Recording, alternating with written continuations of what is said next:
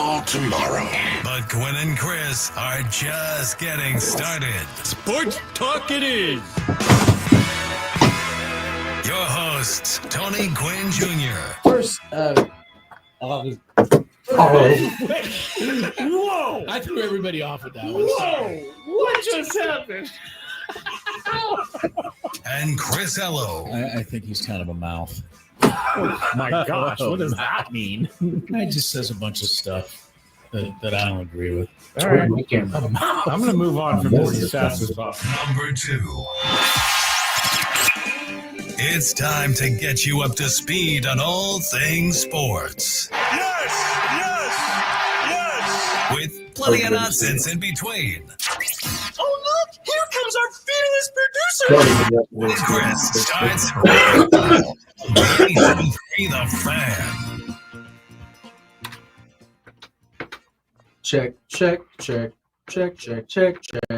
Check. Wrong mic.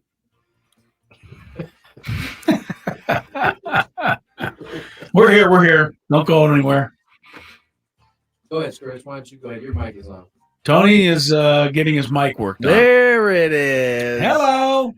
Hi, everybody. Welcome in. Gwynn and Chris. Yeah, here we are. Thursday afternoon. Scraby leaves. Things, just because he was here in the studio, it gets messed up even before he leaves. You checked with me.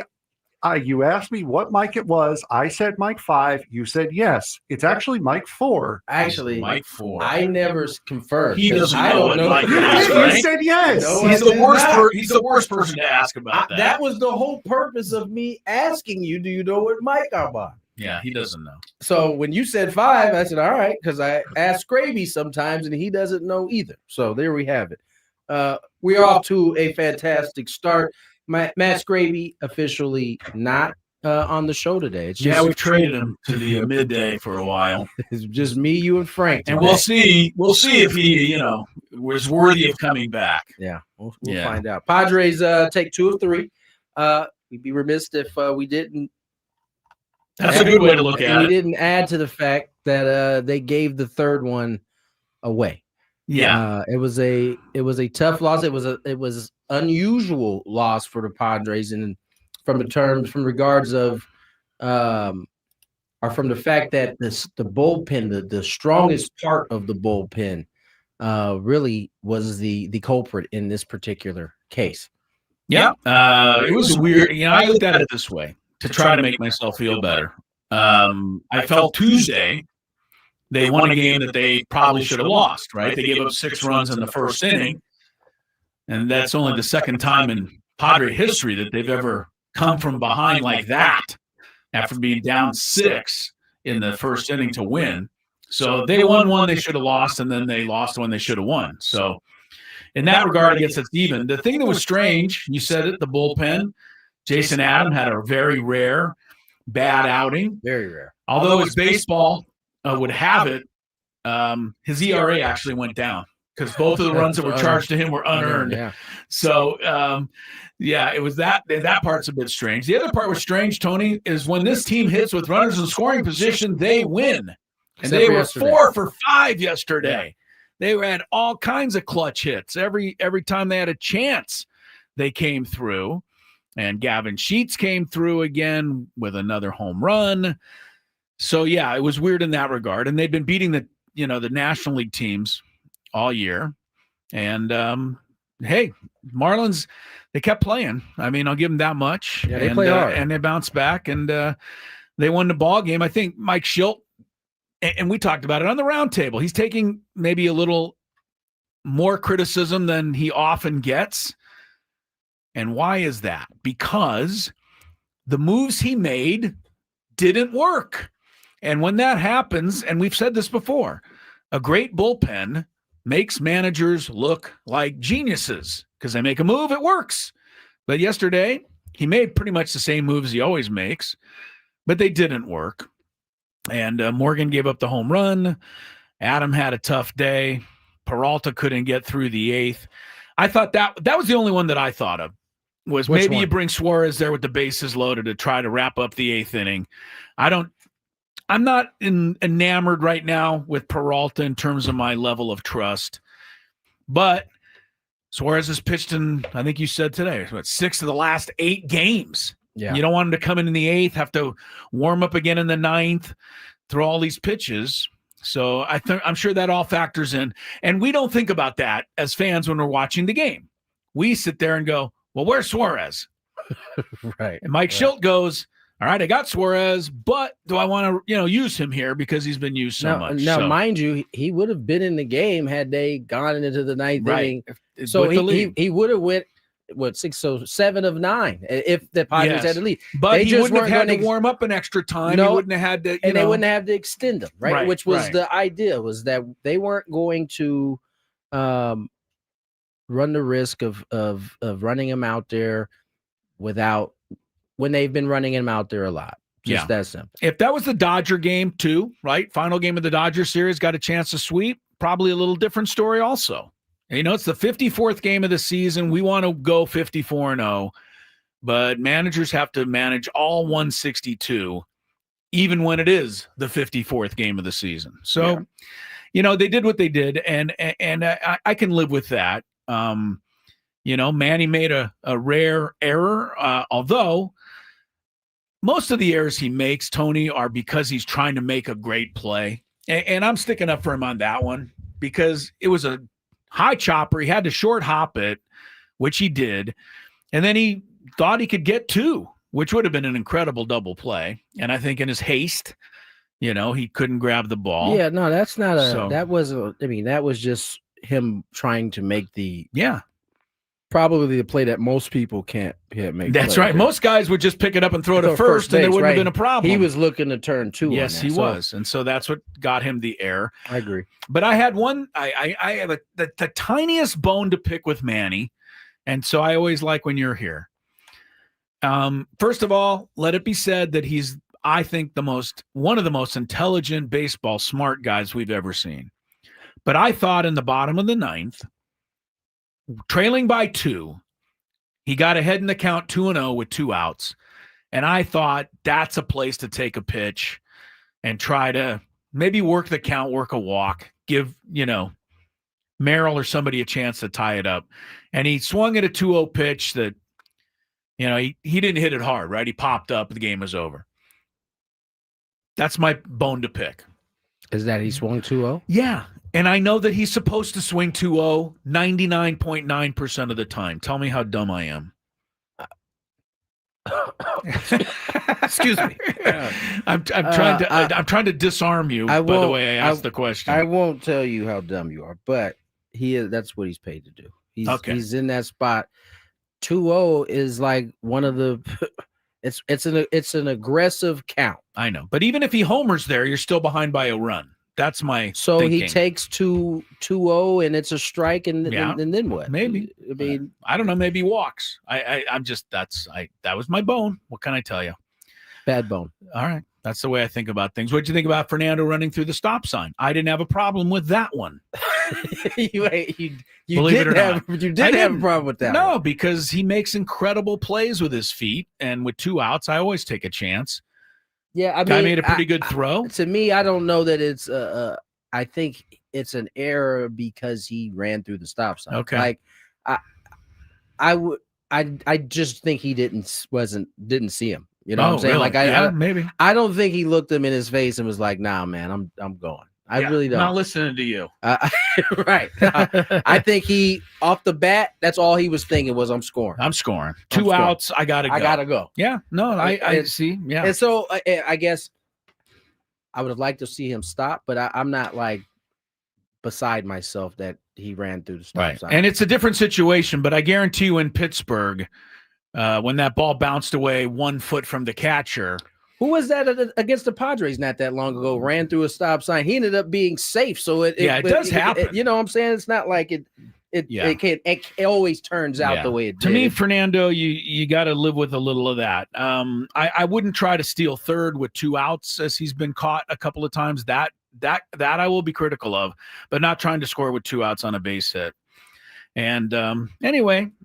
You said they got 2 out of 3. They've won 2 straight series. Yeah. So that's the better way to look at it after their losing streak. Yeah, 2 of 3 You get Kyle Hart yesterday made his start for the Padres, 4 2/3, 6 hits, 5 runs. I think he got off to a good start. He just started to leave the ball up a little bit, and I think they went conservative. They had to get him out because Tony. It looked like it was starting to go the wrong way. He was gasping for the finish line, right, to get to the end of the 5th inning, and you got a right-handed hitter coming up there. It made sense to make that move. Unfortunately, Morgan, left the pitch in the middle, and Lopez, put a good swing on it.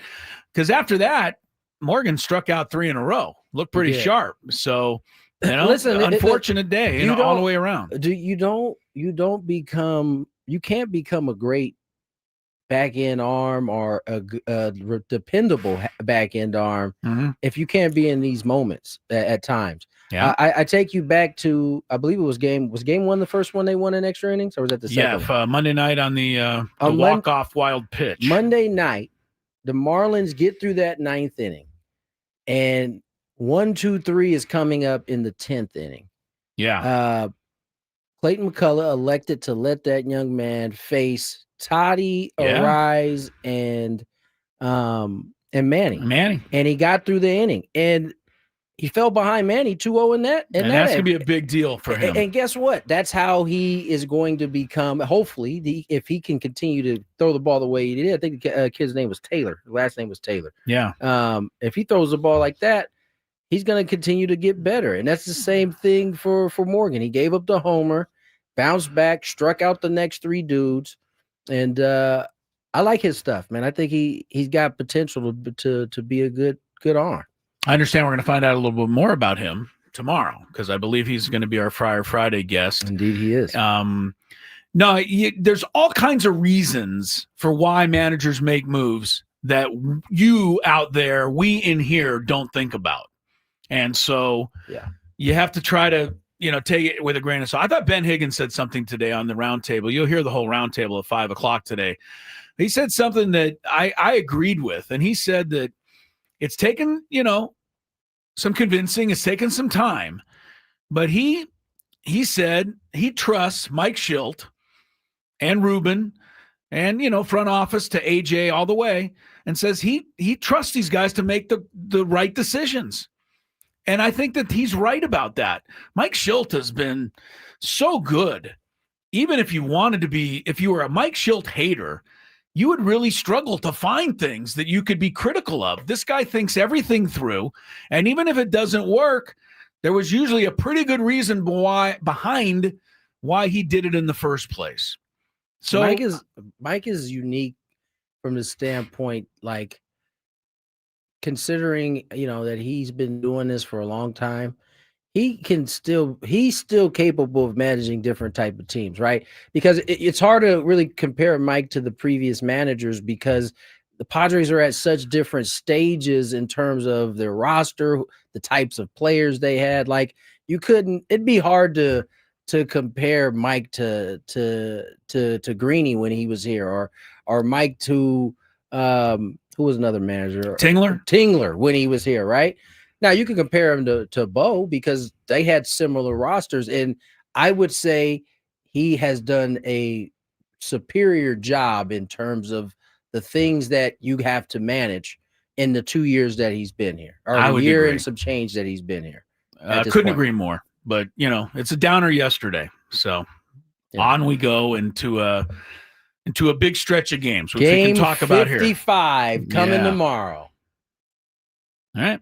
Better break. Let's get to break. No, we can't go to break. Yeah. We can't go to break. We can't go to break. We got to stay for another 2 minutes. I didn't even realize it was that late. See, I haven't been in here in a long time. I know. So I wasn't looking at the clock like I was supposed to be doing there. Yeah. My apologies. Well, talking about what's coming up, the Pirates series, we as fans are going to put way too much pressure on this series. Miss Skeens again. We missed Skeens again, which is the craziest thing. I don't know how that's going to happen, but it did. 4 consecutive series, 2 last year, 2 this year.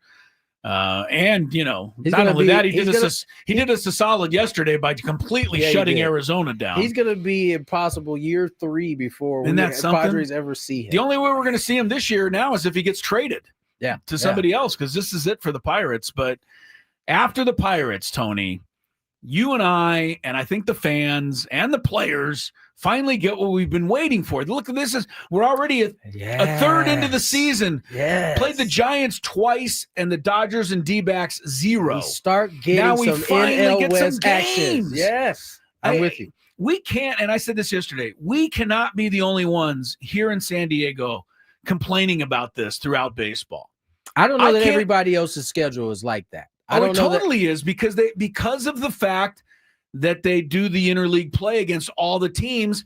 The Yankees and the Red Sox don't play 18 times anymore. No, well they play 13. My point is, though, we've played some games against other teams, and they haven't played the opposing league as much. So I'm saying that's true. Maybe within their lot. Division, they've played some early games. Yeah, okay. Versus that, but for us in particular, we played the Giants twice. That's and the it. Rockies. That's the it. Rockies, they hardly count. So, but none against the Dodgers, none against the Diamondbacks, and now finally we'll get, I think, a stretch of 20 games, and 17 of them are against those 3 teams. All right, let's get to break. So that's going to be fun. Before we run past this, more Gwynn and Chris on the other side. 5:00, we got the round table coming up, and we got a Michael King update coming up around after this break. More Gwynn and Chris.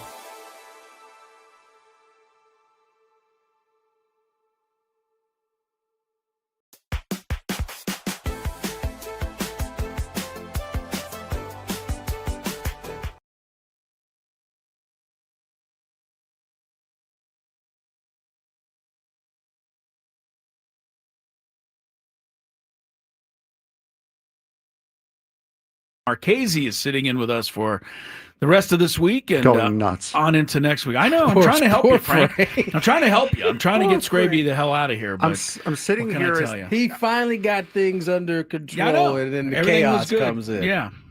Everything got under control, and then I've got Right. Scraby coming in here. I got I Adam know. coming in here. The rejoin music is going. Everybody leave. We're doing a show now. Go. Leave. And they kind of did. So, all right, we're back. Padres off today, and the Pirates come in tomorrow for the weekend. And then, as we mentioned, it gets fun. It gets interesting. You go to San Francisco for 4. You get Arizona.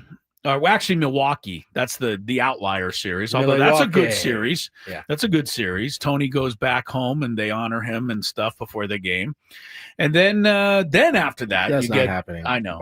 I know. Then you get Dodgers, Diamondbacks, Dodgers. So it's going to be great. And this is what we want. We want way more of these games, way less. I think we want way less games against, the likes of the even the Rays and the Blue Jays and the Royals and even the Angels. I know they're local, but we don't need to see those teams. We get excited. Nobody's lining up for the Royal series, but the Dodger series, people have been waiting for this all year. And I did check, Tony, the Yankees and Red Sox haven't played yet this year either. So I think baseball's doing a disservice to the fans that love these, great, matchups year after year with the division title at stake. And especially when you look at what's happened so far this year, I know we're disappointed with the way the Padres have been playing of late, but if we could have said before the season that 1/3 of the way through 54 games, the Padres would be sitting in second place, 2 games behind the Dodgers, I think we would have taken that, right? Most people figured it'd be over by now. Everybody thought it was going to be like a 16-game Yes, lead we'd be down by 9, 10, 11 Stop games. it. Yes. So the fact that you're right there and now you're finally getting games, the Dodgers will be in here in a week and a half and, 4 in San Francisco. I like a good 4-game series. You can sink your teeth into it. Now, here's the problem for the Padres is the timing isn't the greatest, because of the injuries. And we don't know when Michael King will be back. We hope it's just, the 15-day or 10-day, whatever it is. And he only misses, one more start at the maximum. Darvish, we're still, pretty much in the dark on that. So, are the Padres really ready to go into this with a rotation that, includes Kolek and Hart? And if you don't like Hart, and because the Padres haven't named a starter in that spot yet for next week, who would you go with? I don't know that Waldron's ready yet either. So that's a little bit of the issue. Your starting pitching is in a little bit of tatters, but that's everybody's team. The Dodgers are not 100% healthy coming in here in a week and a half either. So other teams have had their issues as well. And the good ones find a way to negotiate it, Tony. That's all you can do. Did you guys just see this trade? Well, no, what happened? Wait, what? Hey? Baseball trade? Yes. Just now? Yes, the villains. The Dodgers acquired right-handed reliever Alexis Diaz in a trade with the Reds for minor leaguer Mike Villani. Alexis Diaz had been completely disposed of his role in Cincinnati and sent to the minor leagues. He has indeed. Sounds like, I don't want to say a reach, but certainly a risk. It sounds like they need some help. Yeah, they do. Tanner Scott had has not yesterday. Been good. He's got a 4.6 ERA. He's had 5 blown saves. Gave up a 4 spot yesterday. Vesia gave up the game-winning homer.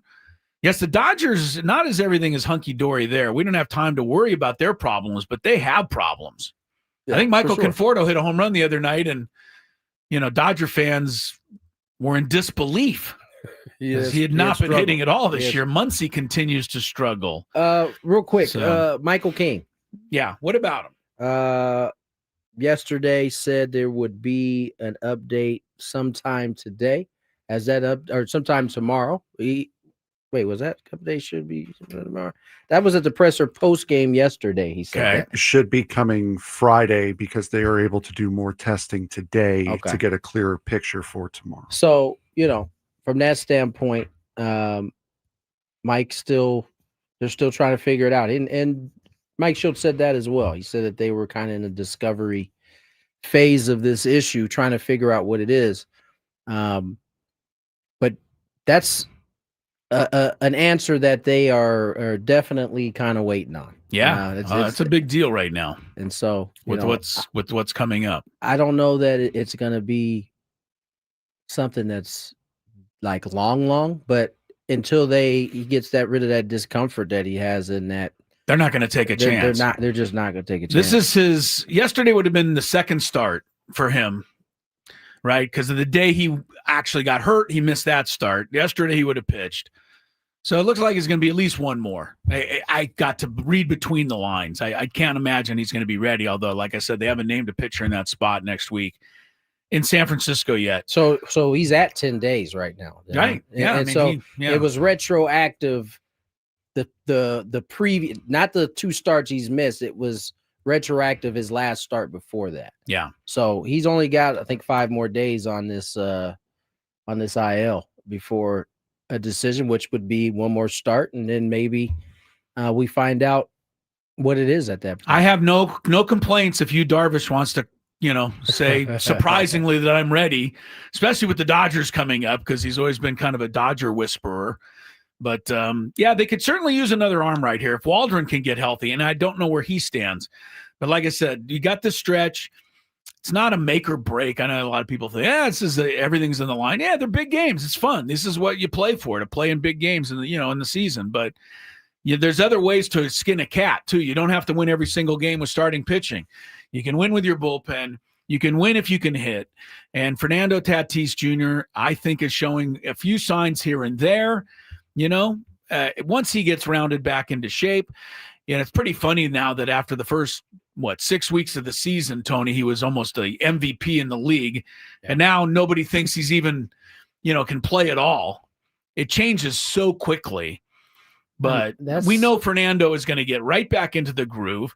Manny's been there the whole year. Arise has been. I think they can score, and Sheets has been incredible.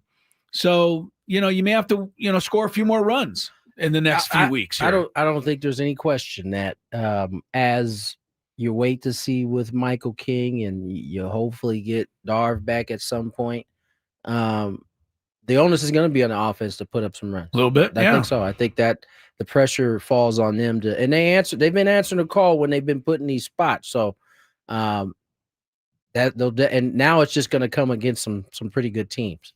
All right. Well, Pirates are first, and then we get ready for the gauntlet of the NL West. Gwynn and Chris is underway. Good to be with you. Good news at San Diego State. We'll share that with you if you hadn't heard it yet, and some more as we move along here until 5 o'clock on San Diego's #1 sports talk station, 97.3 The Fan.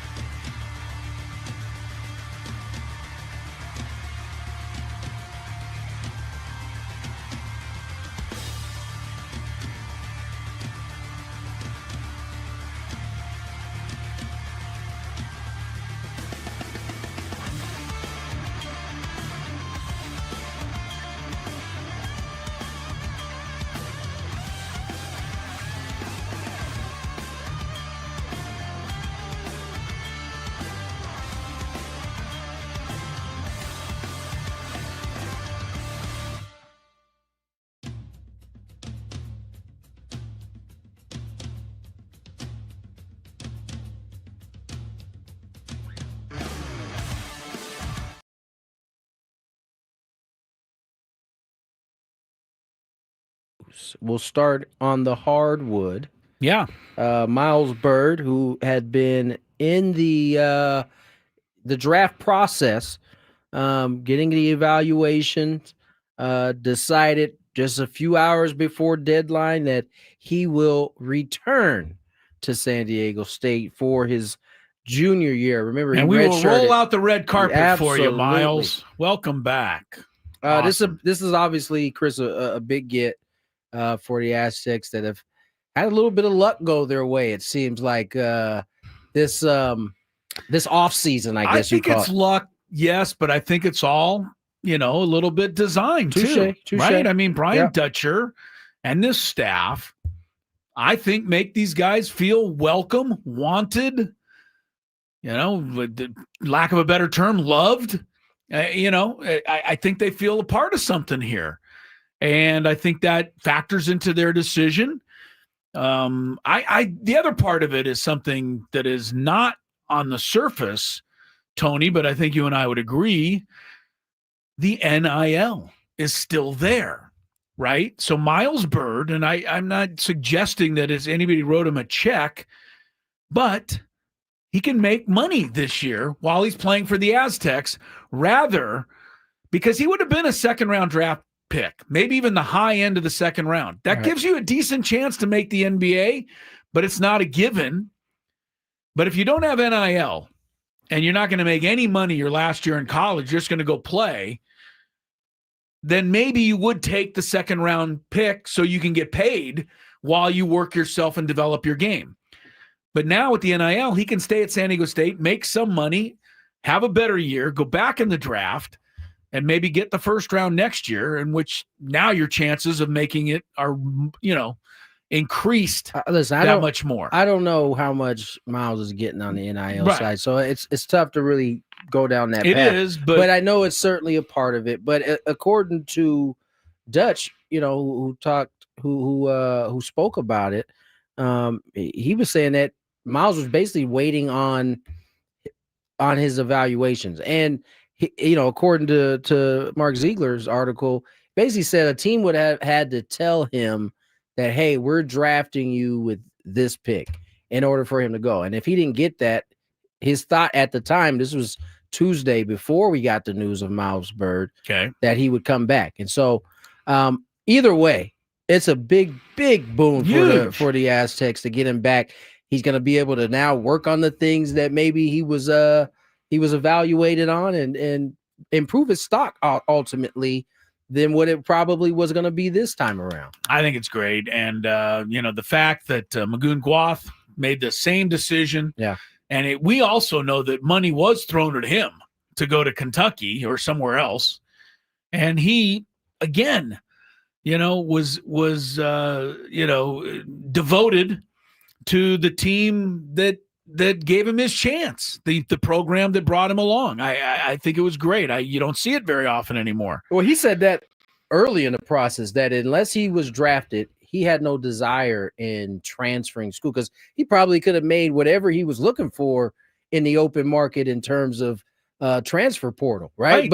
But he said that before the process even finished, that if he wasn't drafted, he was returning back to San Diego State. And so huge get. Now, in some other, I would say, bad news on the Aztec side. Yes. Head baseball coach Sean Cole was relieved of his duties after 2 seasons as the Aztec head coach. Well, I'm really upset to hear this. Yeah. Because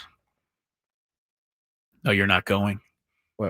You're not in line for the job? No. Oh, no, okay. no. I'm not. I was a little worried there for a minute. I'm not going. You're anywhere. not going to do that, huh? I'm not going anywhere. Okay.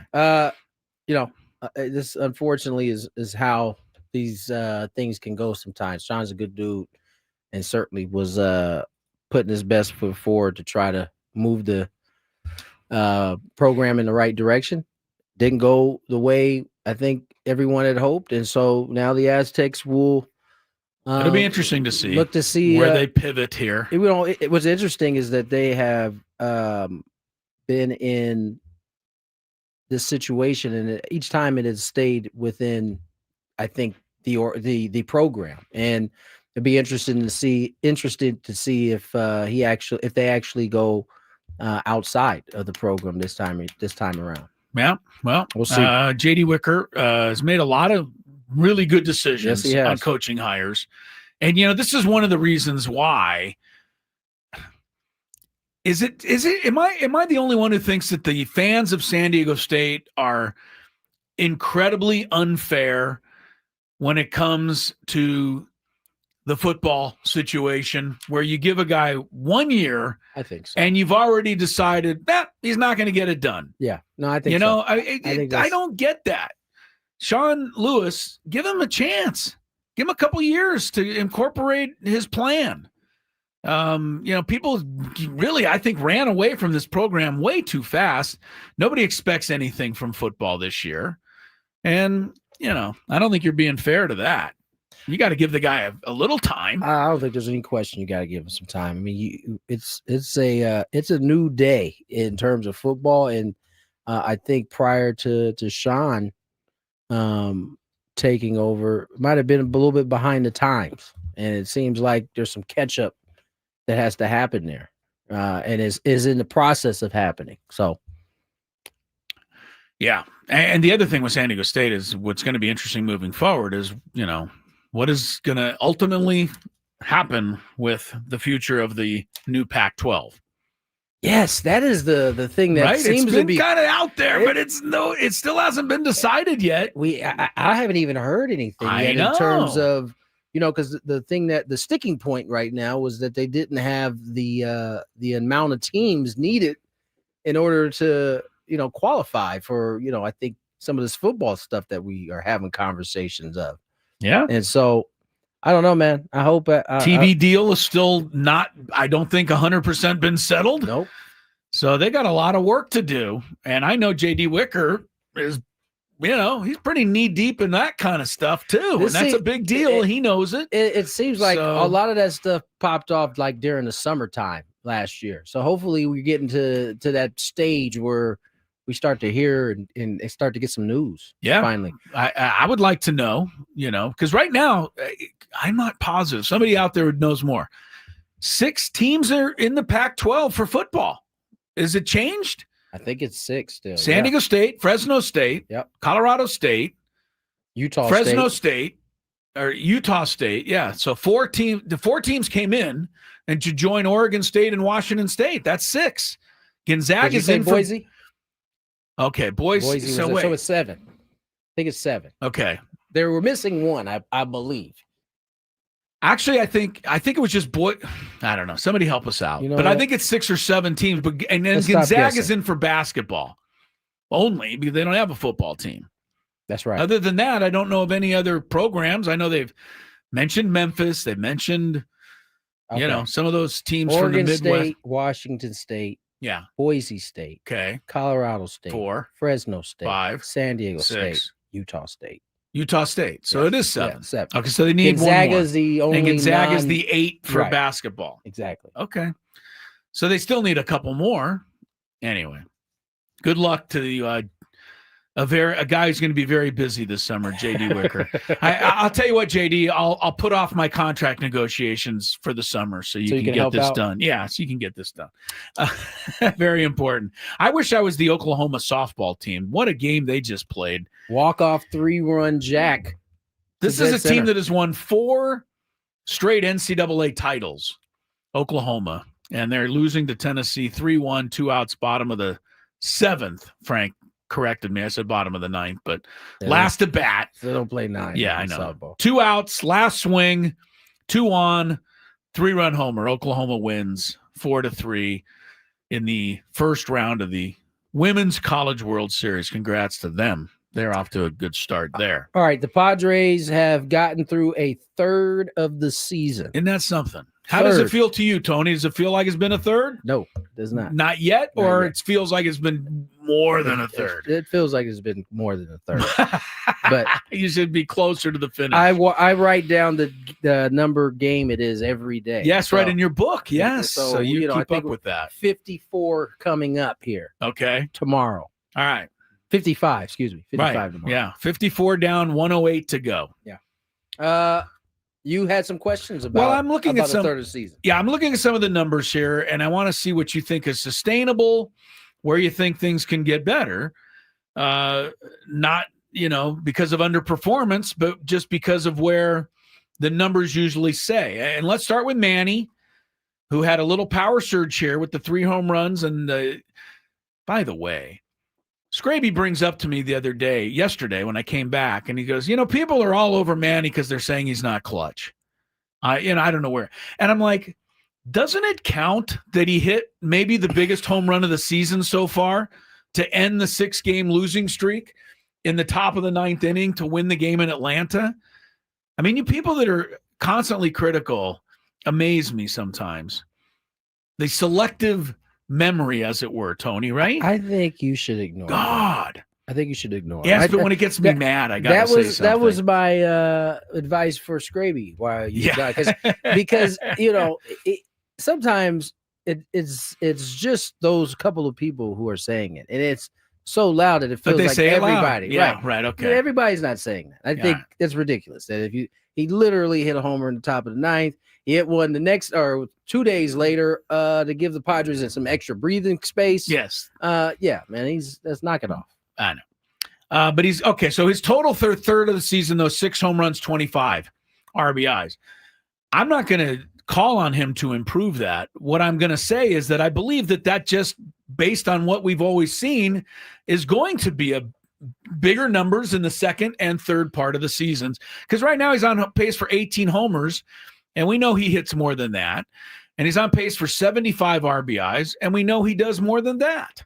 Well, I will tell you that he's ahead of his pace from last year. Is he? Yes, he is. Oh, really? So, see, I didn't know that. Jesse, my astute partner, your other guy, yeah. He told me that he was ahead of the pace in terms of home runs. So that's good to know. 2 days ago. So, I mean, maybe he's on the same pace now, 2 days later. But right, but so that's going to increase. Now, one thing that won't increase with Manny, at least I don't think, he's got 7 steals. He's on pace for 21. I don't think he'll get to there. Oh, yeah. No, I don't think he'll get to 21. No. Fernando's at 13 homers, Tony, and 9 steals.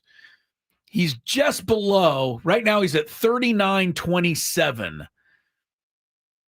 I think he can get the 40, the homers. The steals, he's been not running as much. And maybe that's by design. He said as much that he wants to get through the season. Yeah, and so doesn't want to push that. You gotta be smart about. I think he took off the other day. They fouled it off. I think he's just gonna pick his spots. You ain't gonna see it as often as you saw it early in the season. Yeah. I just think he's more concerned with being in that lineup every day. But are we thinking 40 home runs? For He's sure. got 13. For sure. So he's on pace for that. Definitely looking at Xander Bogaerts has 11 steals. He leads the team. I think that surprises some people. And he's perfect so far. 11 for 11. Is he going to go 33? That seems a lot for Xander at this advanced age. I will say he doesn't look like he's slow. It looks like it's something that he is intentionally doing. Committed to. Yeah, committed to. Right. Better word. Committed to. Gavin Sheets is on pace for 33 home runs, 102 RBIs. Wouldn't that be something?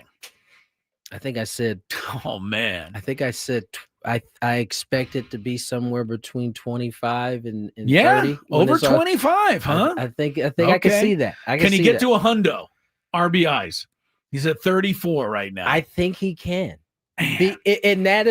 That's based off of the dudes in front of him and him continuing to hit. Right. I think what we're seeing from him hit wise is real.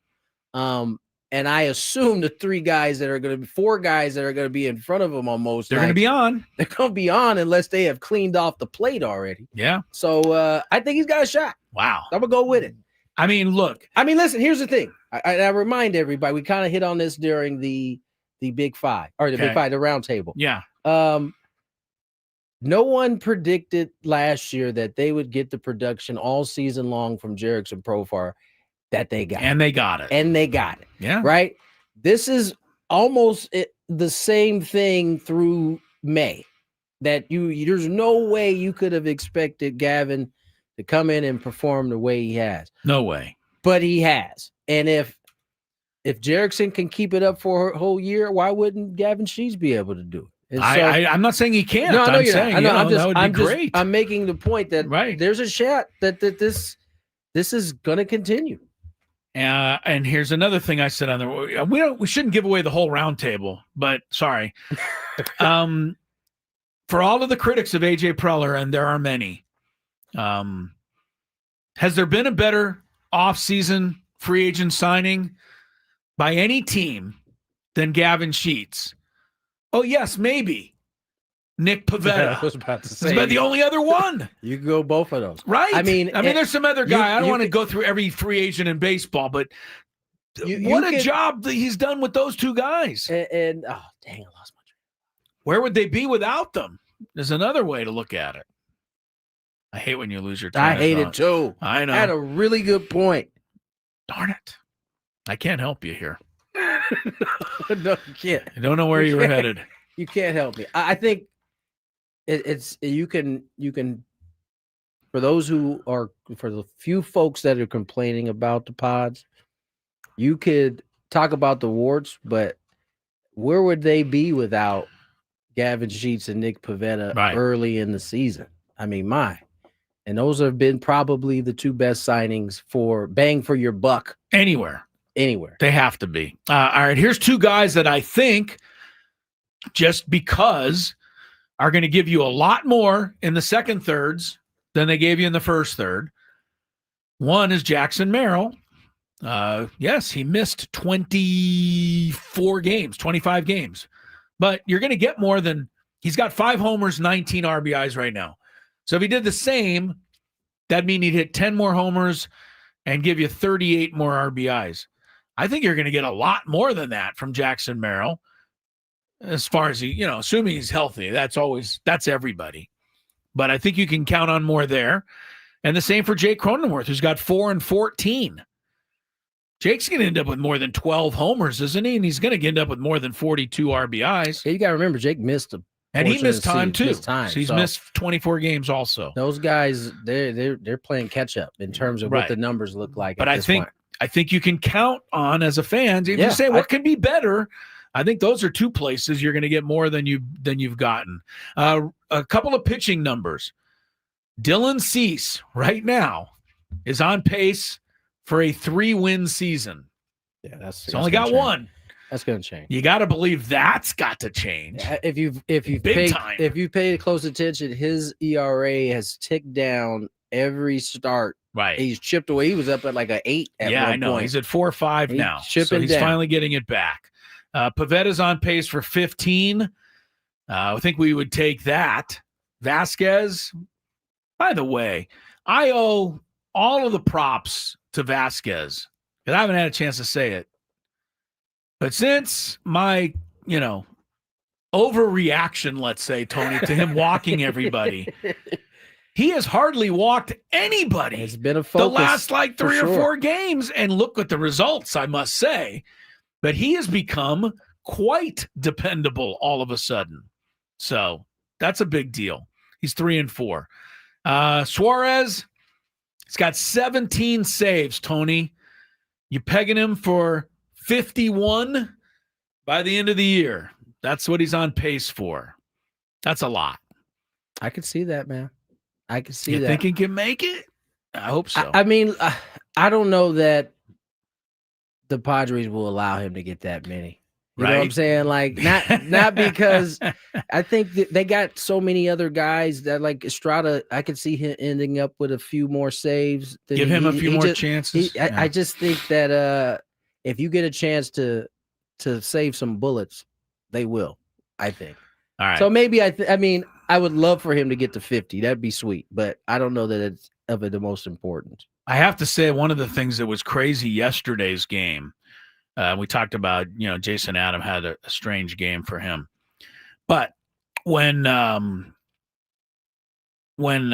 Sheets hit the home run and put them ahead, for that moment in time, Jason Adam was the pitcher of record to win the game. Vulture. He would have gone to 6-0. Continue vulturing wins. Do you know that the leaders in all of baseball this year have 7? He would have been only 1 behind as a reliever. But anyway, ended up taking the loss, so he's 5-1. But that's one stat that will not, I don't think, repeat. I hope it does. But if Jason Adam wins 15 games and leads the staff, you'd have a story on that one.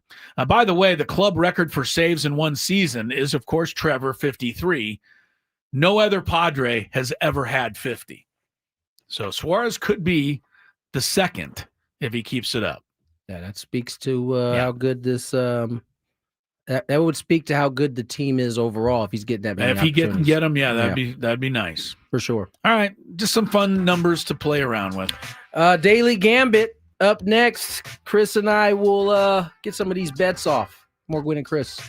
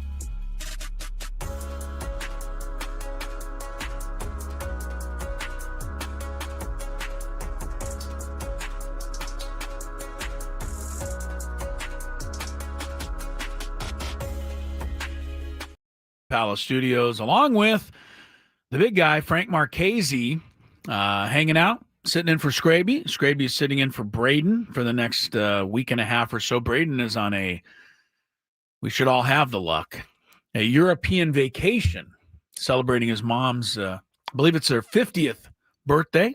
So congrats to Braden's mom. Happy birthday wishes there. Yeah, shout out to the Soprennett family. Yes, the whole Soprennett family. News of the day, Padres are idle. Dodgers, Tony pointed out earlier, have acquired another reliever. And this is a leap of faith, I think, for the Dodgers. But they have picked up former all-star closer Alexis Diaz from the Reds. Dodgers don't have to trade a whole lot. Their 13th round pick, Mike Villani, goes to Cincinnati. I didn't realize Alexis Diaz is the brother of Edwin Diaz. Oh, yeah. They pitch almost exactly alike. There you go. Anyway, Alexis Diaz was big time, 47 saves over the last couple of years. But this year, 8 runs in 6 innings, and see you later. Reds send him to the minor leagues. In fact, our old friend Emilio Pagan is now the closer for Cincinnati. Which is a spot that he held for Tampa for a little bit. I know. I'm happy for Emilio because I always liked him. He was a good guy for sure. Yeah, he is a good guy. That position in particular. I know we were just talking about the Padres bullpen. It's a volatile spot. Year to year, it can be completely different for a lot of guys that come out, and that's what makes constructing a bullpen so difficult. It's very hard, and that's what I know we'll take it for granted, but yeah, we do. Suarez is one of these, and when he blows one, we're ready to get rid of him. Right? You don't look around the rest of the league. Right. 100%. And it's not just him. Strada, Adam, he had a rough one, but those don't happen as much. They are as not to dependable as they get. Yeah, I mean, you look around baseball. Ryan Presley, big time contract with the Cubs. He's now pitching like the 6th inning. They don't even use him as a closer. Devin Williams is finally working his way back a little bit to closing with the Yankees. Jordan Romano, Phillies gave him a boatload of money. He got the save today, but he walked the bases loaded in the 9th inning before getting the save. And he has an ERA of 7.29. So I don't think the Phillies feel all that comfortable, but he's all they have right now because Alvarado's serving the suspension. Josh Hader struggled mightily last year in Houston. So, and we mentioned Tanner Scott, who looked unhittable as a Padre, right? He's coughing it up right and left with the Dodgers. Did you mention Presley? Yes, I started with Presley. Yeah. No, he's lost completely there in the Cubs. So, closers, it goes quick, but maybe the Dodgers will get something here with Alexis Diaz. We'll find out. Tonight, the Knicks and the Pacers will play Game 5. Knickerbockers will be looking to stay alive. Last night, the T-Wolves gave away their season. I mean, come on. OKC just looked great, but my goodness, really? That was going to go out there and get 9 points in the first quarter. So OKC's into the finals. We'll talk about that a little bit. We got our daily Gambit coming up here, though, and we'll touch on some of these games coming up. Let's go. Do you like money? I think about money a lot. Do you like money without doing anything? Winning. Do you want to make money while watching sports? I think Washington is immortal luck. Washington! Woohoo! If you answered yes, this is your segment. Just don't blame us when you lose. Nothing is ever your fault. It's your game. Take it. Gwynn and Chris go through the top bets of the day in The Daily Gambit on 97.3 The Fan. By the way, I mentioned the save for Jordan Romano. That means the Phillies won earlier today over the Braves, 5-4. That was the first of a doubleheader. Phillies, don't look now, Tony. They have the best record in baseball. They're percentage points out of the Tigers now for the best record in the big leagues. Same Philly team that got swept in New York That's right. in April. fell, what was it, Frank? 5 games behind the Mets I think the so. time. Right around there. And the Philly talk shows were like, wow, that's over. We're never going to catch That's the right. Mets. That's when Crucky came And on John there. Kruk said, yes, we only have 120 games left. We'll never catch them. Great line by John Kruk. Oh, good Yeah. perspective. I mean, listen, we've already had it Yeah. this season where the Dodgers have had the best record. The Padres have had the best record.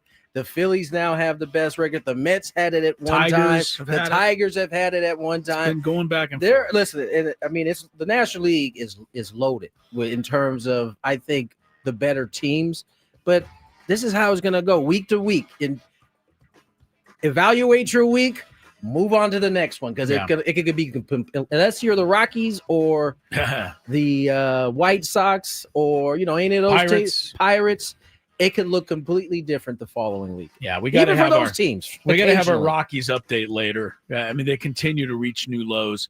By the way, one last thing for this Philly thing. Wait, and real then- quick before you move Yeah, on from the sorry. Rockies. Uh-huh. Minus 175 run Oh, yeah. differential. I know. The next worst is like 90. So they're almost twice as bad as every team in baseball in that category. 97. You're right. 97, yeah. I'll throw this in. The firing of Bud Black has not worked. It doesn't seem to have been No. his problem. Doesn't seem to be. His fault. Since firing Bud Black, they're 2-14. So One of those two is the Yankees, so I'm okay with it. okay, but yes, they sneak the blind squirrel as it goes. Frank, they're going in to play the Mets this weekend. You should be Yeah, I know. That's why I got welcoming them. That's why I got to take my shots where I can. Okay. One last thing on this Philly game. Bryce Harper did not play in this game today. Remember, he got hit by a pitch a couple days ago. Elbow, yeah. Yeah, I don't know there was any official word from the Phillies, but the fact that he didn't play tells me that he's obviously still trying to shake that off. All right, let's go with some games tonight. We talked about, well, let's start with the Phillies. They're playing game 2 against the Braves here shortly. This is a strange line. Braves are favored on the road by 1.5. Now, we just told you that the Phillies have the best record. The Phillies also have Zach Wheeler pitching tonight, who's got a 22-inning scoreless streak. So how are the Braves favored, you ask? They got Chris Sale going, so I guess that means that much. Yeah, Who would you pick he's here, pretty good. Tony? Sale and who? Sale and Wheeler in Philadelphia. It's a good matchup. I like Sale. You're going to go Atlanta. I'm going Atlanta because they got all their most of their big guys are lefties. Lefties? I just saw on the screen Schwarber's got 4 hits and 2 homers in his career against Sale. And Schwarber hit one earlier today. Schwarber's legit. He is legit. It's By the hard- way, Tony, go ahead, Frank. I was Sorry. just saying, it's hard to split a doubleheader. It's hard to It's hard to Split win a a doubleheader, doubleheader. that's what you're That's thinking? right. Yeah. Okay. I would take Atlanta. You just take based on Atlanta that. too? Yeah. All right. I'll take the Phillies. By the way, Tony, when you hit your home runs in the big leagues, did you wave at the bullpen when you got to second base? Of Nah. course you didn't. No, they all do it now. Now I guess- every player wish- does it, I and wish it's I- all Schwarber. I wish I would have thought of it. I Yes. wish I would have been like, Schwarber "What's up, started y'all?" it. Schwarber started it for 2022. I was too busy just Now sprinting around the everybody bases. waves at the bullpen. Yeah, I like it. That's what- a Schwarber thing. I like the different things out there. You get the little bird wings out there. You get the little jump shot out there. Got it all. One last baseball one tonight. Mackenzie Gore pitching in Seattle tonight. Did you know that the leading strikeout man in baseball right now is Mackenzie Gore? 93 Ks. Punching them. He's got a 2-5 record, though, Tony. Well, that's not his fault. And that's not his fault. He's pitching at Seattle tonight. 7.5 strikeouts over under. What say you there? Good, first of all, good for McKenzie, man. Okay. He came in here highly touted, got off to a good start, and then had a rough one. But to see him mature, and he's always had a little dog in him when he's on the mound. Sometimes it used to get the best of him. Yeah. But to see him rolling the way he is, man, I'm happy for him. I think he does it. I think he gets 8 to 10 tonight. Okay. The Mariners, I don't know if they strike out a lot. I'll say under just for fun. They actually don't strike out a lot. Frank? You got anything on that? I'm Any gonna insight there? I'm probably going to say under as well. And that Okay. started early for Mackenzie Gore. Didn't he have 13 The first strikeouts game. on opening day? Yes, he did. Yeah, so he's had a By the great way, season. don't look now, Padre fans. James Wood, 15 homers, 40 RBIs. Why you bring this I know. up? Dude? Wait, one more thing. Don't look now. Robert Hassel's been called up and hit his first home run last night. He had a walk-off hit the other day. Bobby last Barrels week, too. is already off to a pretty good start, so we'll talk about that another time. Yes, we will. All right, the Knicks and the Pacers tonight. The Knicks got to win to stay alive. New York's favored by 4.5 at home. The Knicks have got to win tonight. I've been really enamored with the Pacers, but if I was going to bet the one game, I'd say the Knicks get it. You got to pick up the pace a little bit. All right, go. So you know. Tony, who you got? I'm going Knicks. Knicks. Frank, you're a New York guy. I'm going Pacers. Yeah, that's what I thought. Typical New York guy. What? 222 points tonight, Did Tony. you really just take the Pacers? They lost the series in game one. I can't with you. They lost the series in game Such one. a New Yorker, man. They lost the series in game one. So you pick the other team. You pick the other team than your favorite team. No, I think the Pacers are. It's who do you think is going to win? I don't care. do not think the Knicks are I going don't care. to cover I don't 5.5. care. When the Lakers are on here, I don't think I've ever picked against the Lakers. Never. Ever. When was the last time the Knicks ever played a game for I me? don't care. You are a Knicks fan. I'm playing to win. You know what? The Knicks have never played for me to win. This is I'm worth playing us to win going this. over the time because this is just come this on, is Frank. ridiculous, Frank. I expect more of you as a New Yorker. You are supposed to be the diehard. Of course, I of want the die Knicks hard. to win. But that's not what you came out of your mouth. Because I'm playing to win. Nah, man. You play with your heart when it comes to your team, man. I told ridiculous. Frank, I said, as bad as it looks for the Knicks at this moment, they have a much better chance to win the NBA title than both the Bulls and Lakers do. So I'm why so not take your disappointed in you, shot, Frank. Frank? You still got a shot. And Tony brought this up to you earlier. If the Knicks win tonight, the pressure goes right back on the Pacers because they got to go home and try to wrap it up. Right. It's a lot harder, though, to win 3 in a row than it does to win 1. It can be done, though. I You know gotta it can believe. be done. Boy, I can't believe he counted here and said he said the Pacers like with no hesitation. I'm taking the Pacers. You know what? For I the said it first with time in my regret, life, though. for the first, I said it with regret. not enough. For the Nearly first enough. time in my life, I missed Scraby popping off about how great his 49ers are because at least Scraby would never bet the Falcons. Yeah, you Come would. on, Frank. Yeah, you would. You think he would? I play to win the game. You know what? I respect it a little bit, but you can't do it against your own team. Though. That's pretty terrible. I'm sorry. Go ahead. Yeah, Chris. Frank, you don't get a pick on this one. Knicks, Pacers, 222 points over under. 222, like 112, 110. Yeah, 112, 110. It's hard to call. These playoff games, I'm going to go I'm saying under, yeah. I think under. Both of these teams can slow it down a Don't little. turn the ball over, Knicks. That's what they got to do. Hang on to the ball. All right, to me, the best player in the series has been Halliburton. Yeah. 35.5. You know points. what? I have a confession to make Yes, about sir. Halliburton. All right. Been lightweight hating on him a little bit. Been hating on him. And I think I need to stop. Yeah. Well, you and everybody else. Tony was voted the most overrated player in the league by the players in the NBA. I think it was annoying that he was like thinking about his celebrations before they were like having it. Like he was completely, it wasn't like organic. But you know what? If you keep knocking down shots like the way you are at the end of the game, you I can think do you can walk you can the do walk, whatever yeah. you want, man. Shout Yeah, out to I would rather Halliburton, him man. not do the I don't mind even the choke one. The other one I didn't care for, but that's just Well, me. at least if you're going to do the choke one, you can't go to overtime. The Right, game's you have gotta to be know you over. made the winning Right, shot. It's got to be over. True that. But Halliburton's been great. 35.5 Yeah, man. points, rebounds, assists tonight. I'm not going to hate on him no more. 35.5 Under. Under. I'm going to say under 2. The Knicks have got, like I said, the under. That's a lot. Brunson 30.5 tonight points.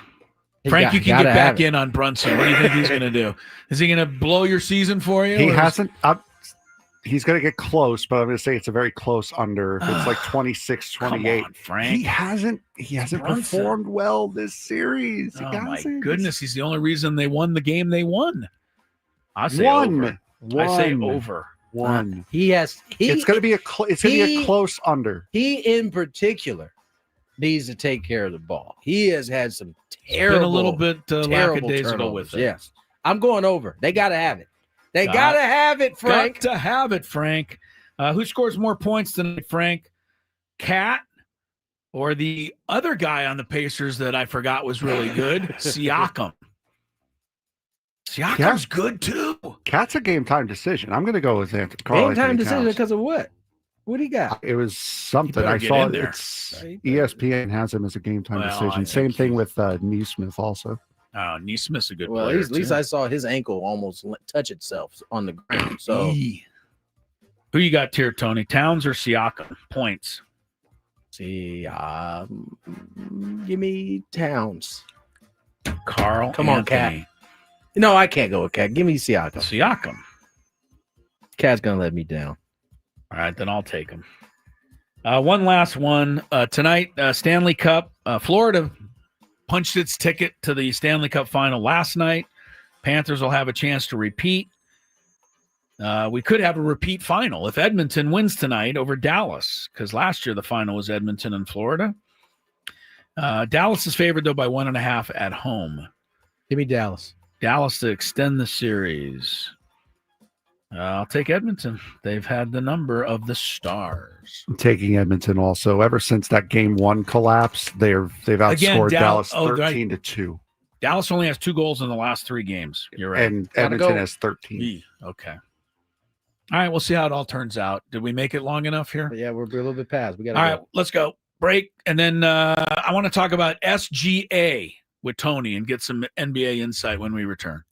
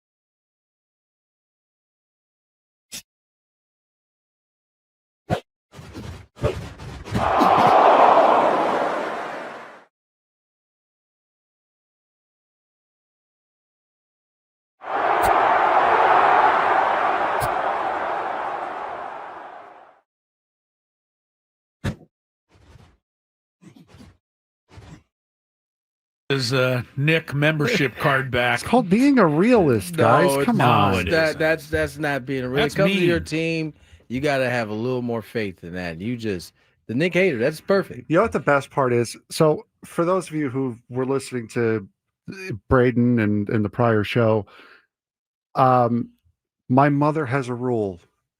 You don't wear yellow pants to work. So any team that wears yellow pants is bound to lose. And she got all of the wild card NFL games right. All of the teams with yellow pants lost. Really? Gold Steelers pants lost. huh? Steelers lost. Packers lost this year. All of them were out immediately.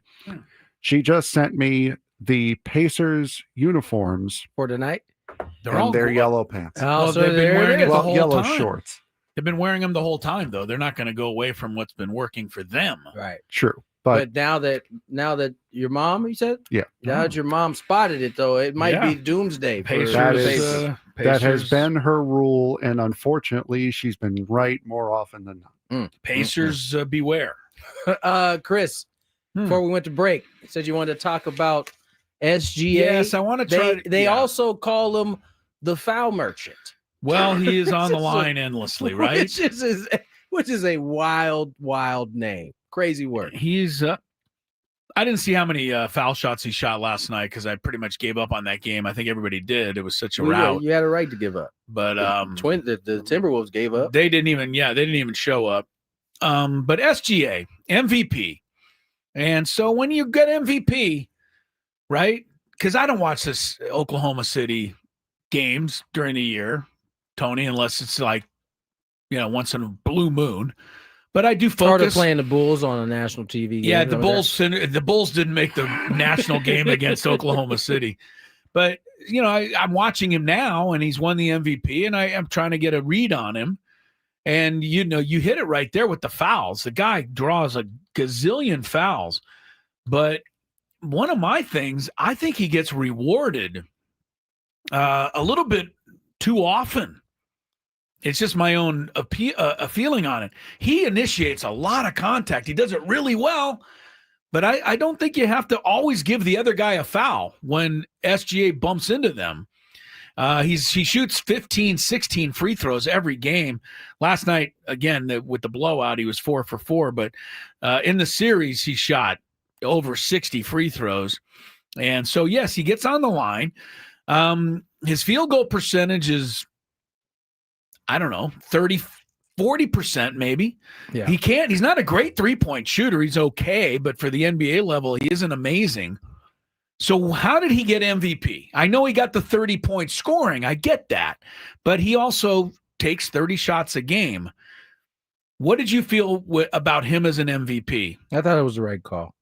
I don't know that it wasn't the right call. I'm just wondering if he's an MVP. Does he belong in the pantheon of some of these guys? Not yet, of course, because it's. I mean, in terms of being an MVP winner, yeah, he does. Okay. I think he earned that. And listen, he could have won it last year. He had an incredible season last year, and it came down to him and Joker last year as well. Yeah, right. He was second. He finished second to him. I think a couple of things about it, and he brought this point up. I heard him bring this point up to Richard Jefferson. 2 years ago, I think he averaged 8 free throws per game this season. 8. Yeah. Yes. 2 years ago, 10. Right. 10. And he made the point that when his team wasn't as good and he was averaging 10 free throws a game, no one said a word. And so now he's averaging 2 free throws less. And everybody's talking about it. His team is the best team in the league. Okay. And, and so that's why he said he doesn't pay much attention to the conversation. I think it's hard to deny how he's ascended to where he's at right now. You go back to 2 years ago, that's probably when he first kind of introduced himself to the main stage. And I think the thing that you got to respect is that every year that he's gotten better, his team has gotten a little bit better. They finished just outside the playoffs. I think they might have been a play-in team 2 years ago. Last year, they got upset. And then what are they? They pretty much ran through the West relatively Easy. I mean, with the exception of that Denver series that went 7 games. And they blew them out in the last game. And they blew them out in the last game. Right. They've won 4 playoff games by over 30 points. No team's ever done that before, and they haven't even started the finals yet. I think SGA he's certainly the guy that's the leads this team. I thought he was just going to be more lethal than I've seen him be so far. He's not. I will agree with you on that. He's not the like. He beats you a lot of times by putting you in tough positions to guard him, and he can get the foul. Yeah. He's not like, man, don't let him get to this spot here because it's over. He'll never miss. Right. But I haven't seen that yet. I think that. But remember, he's. But I also don't watch him all year. So. I think more importantly, even though it's a developing thing, like he's going to keep getting better in terms of the other parts of his game that aren't quite as rounded. The other thing out. I respect about him, which I didn't know until I just looked, he finished 7th last year, Defensive Player of the Year. So that tells me they think he plays some of that end of the floor. He definitely does. More than, he probably gets credit. The guy that I love on OKC, though, without unabashedly, is Caruso. And I know that Caruso would never get a vote for anything other than the fact that without him, I don't think OKC's where they are. This guy, he just makes every play you need to do to win the game, I think, Tony. He had an analogy where he said he was talking about guys in the G League, because remember, he came from the G League. The irony that he played for the OKC head coach in the G League. Wow, I didn't know that. And so now he's back with him, and he said he made a reference to the type of players that the NBA is looking from the G League. He said something along. He's looking for custodian type work, like workers, like guys who are willing to come in on an NBA team from a G League and do all the dirty stuff. Yeah. And he has literally maximized his roles in the NBA and has parlayed them into bigger roles because he did that first for the Lakers. He came in, he did all of the trash work, and then when it got time to winning time, he was one of the most trusted. And now you see him kind of being he guarded Jokic in Game 7. I'm sorry, he didn't do it by himself, but he did it. For sure. Yeah. He's one of those guys that does all the dirty work. I mean, who's better? A guy with 7 points and 3 rebounds and 2 assists per game, or a guy 14, 8, and 8? Would you just read the 14, 8, and 8 is Josh Giddey for the Bulls. The other one is Caruso. Well, I can tell they were traded for each other. I still think OKC got the better part of the deal. I can tell you which one has more value. That's the Caruso line there. There's one that's better, but there's one that has more value. Yeah. All right, we got to get to break. On the other side, Keith Costigan, play-by-play announcer for MLS Pass on Apple TV. He did the game for SDFC last night as they took the L. We'll talk about it on the other side. More Gwynn and Chris.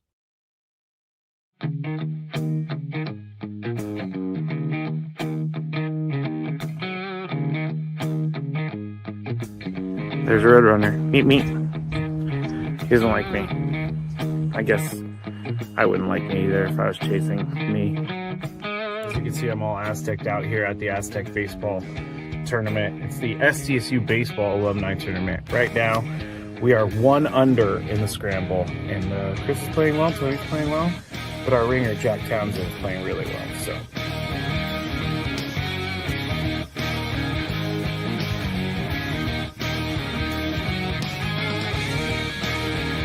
Chris says I can't play golf, but this is the second birdie putt he's made for us. This time it was like 20 feet. Thank you very much, Greg. But once again, you're hitting some very nice shots as well. I'm not usually complimentary to you, but I can't help but be complimentary. Your shot making today. With my what? Your shot making. You've hit some.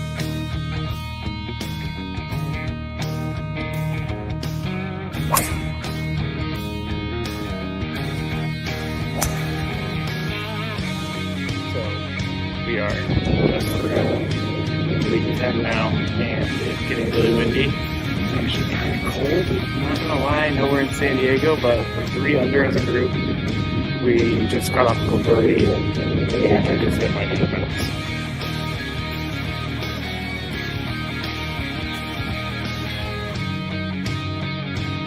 squirrel. But he wants to attack me. Squirrely! Ah. We just got our second birdie of the day thanks to this guy. Yeah, a 4-footer after It was a 5-footer. after our pro drove it 300 to the front of the green and then chipped it within 5 feet. Uh-oh. Gravy, don't feed the animals. Don't feed the animals. I do feed animals, but Chris made a birdie putt. Leaving the golf course. And we ended up shooting 63 once everything was accounted for, since it was a scramble and we had an SDSU golf player, Jack Townsend. He was with us and he did a lot for us. I think we shot 63 because of him. But we all had a good time.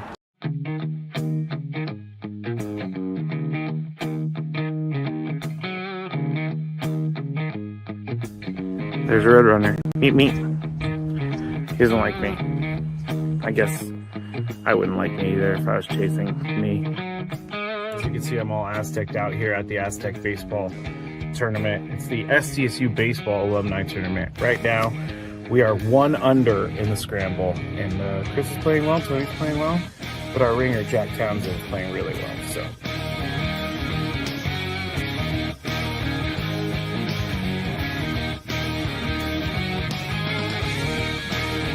So Chris says I can't play golf, but this is the second birdie putt he's made for us. This time it was like 20 feet. Thank you very much, Greg. But once again, you're hitting some very nice shots as well. I'm not usually complimentary to you, but I can't help but be complimentary. Your shot making today. With my what? Your shot making. You've hit some.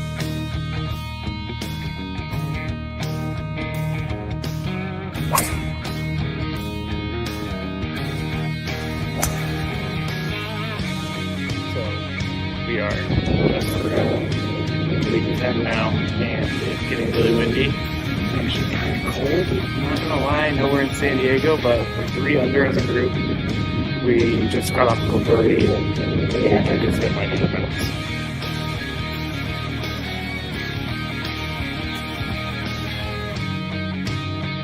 There's a squirrel, but he wants to attack me. Squirrely! Ah. We just got our second birdie of the day thanks to this guy. Yeah, a 4-footer after It was a 5-footer. after our pro drove it 300 to the front of the green and then chipped it within 5 feet. Uh-oh. Gravy, don't feed the animals. Don't feed the animals. I do feed animals, but Chris made a birdie putt. Leaving the golf course. And we ended up shooting 63 once everything was accounted for, since it was a scramble and we had an SDSU golf player, Jack Townsend. He was with us and he did a lot for us. I think we shot 63 because of him. But we all had a good time.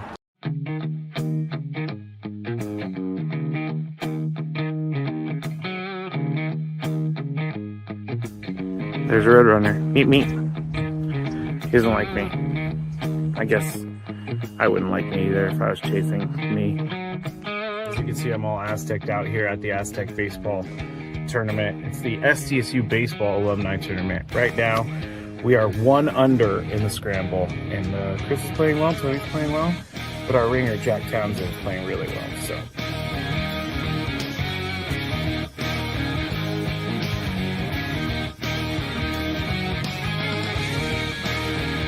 Chris says I can't play golf, but this is the second birdie putt he's made for us. This time it was like 20 feet. Thank you very much, Greg. But once again, you're hitting some very nice shots as well. I'm not usually complimentary to you, but I can't help but be complimentary. Your shot making today. With my what? Your shot making. You've hit some.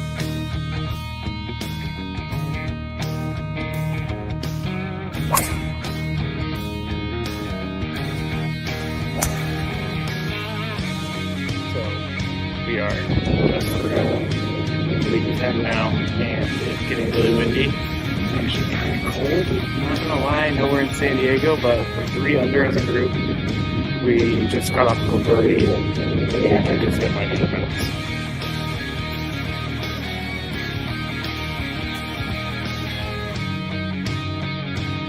squirrel wants to attack me.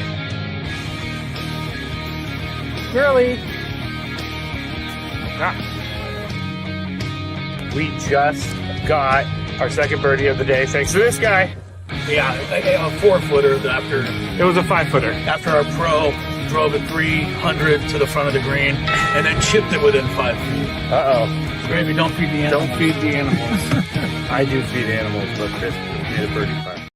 Reached the halfway point of our 3-hour show, and time to talk a little football. Last night, SDFC went up to the Great Northwest, Seattle, and they had their 5-match unbeaten streak snapped.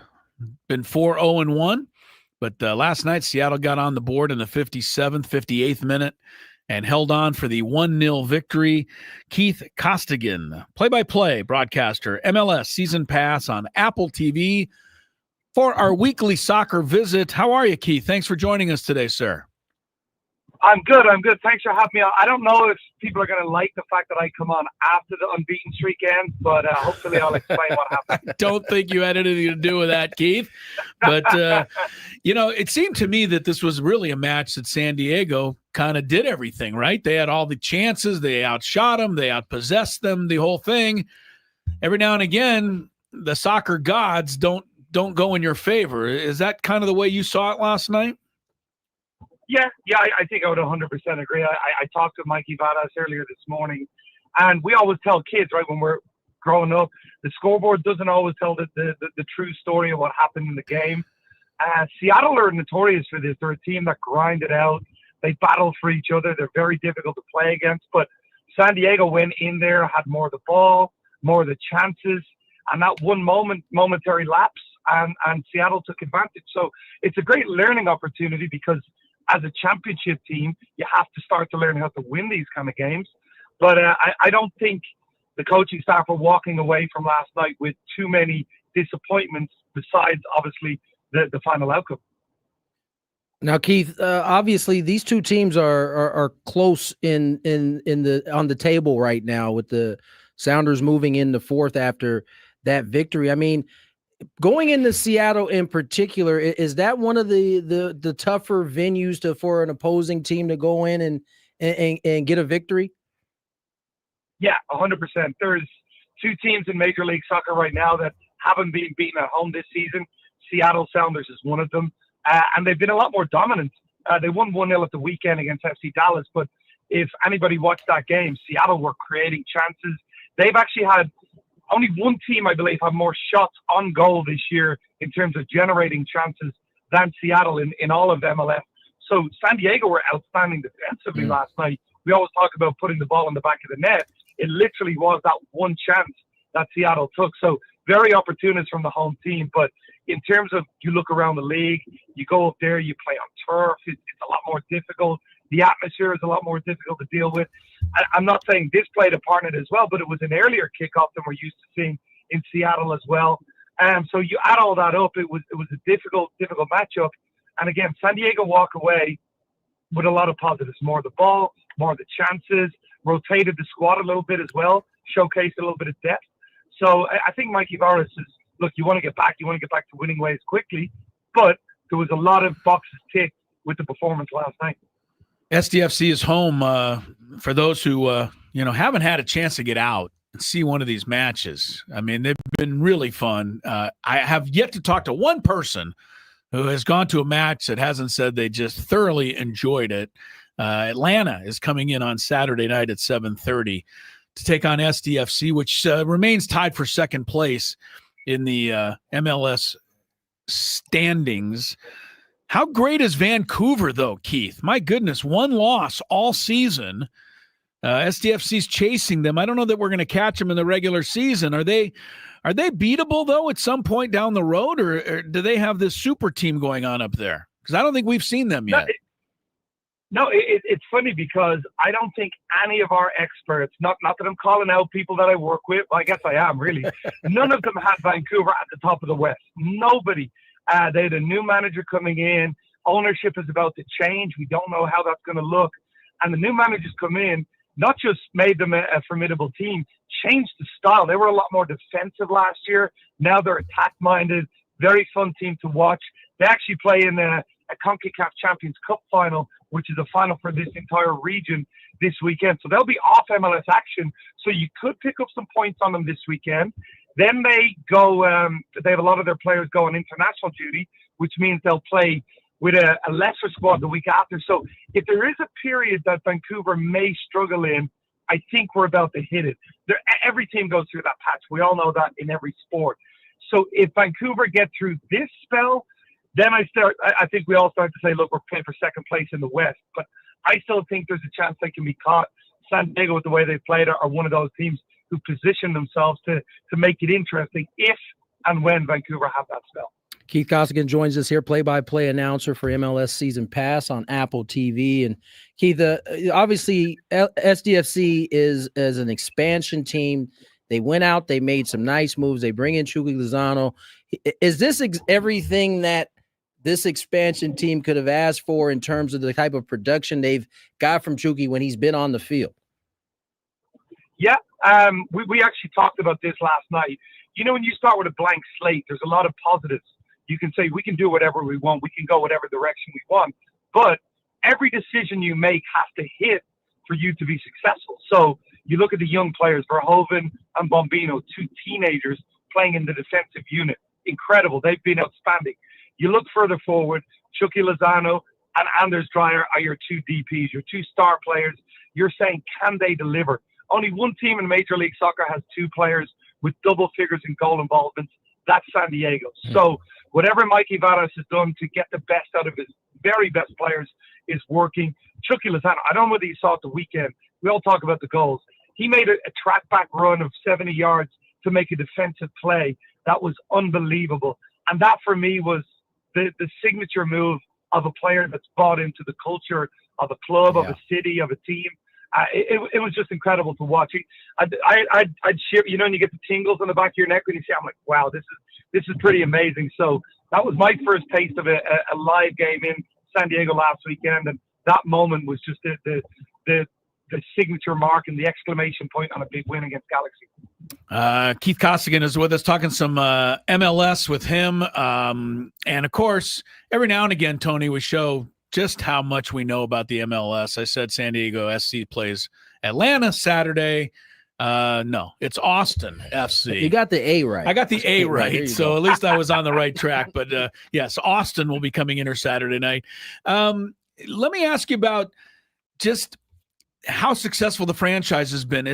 What is the reaction around the MLS to San Diego not only winning on the field, but seeming to win off the field? And all of these matches and the enthusiasm and the excitement here around this team.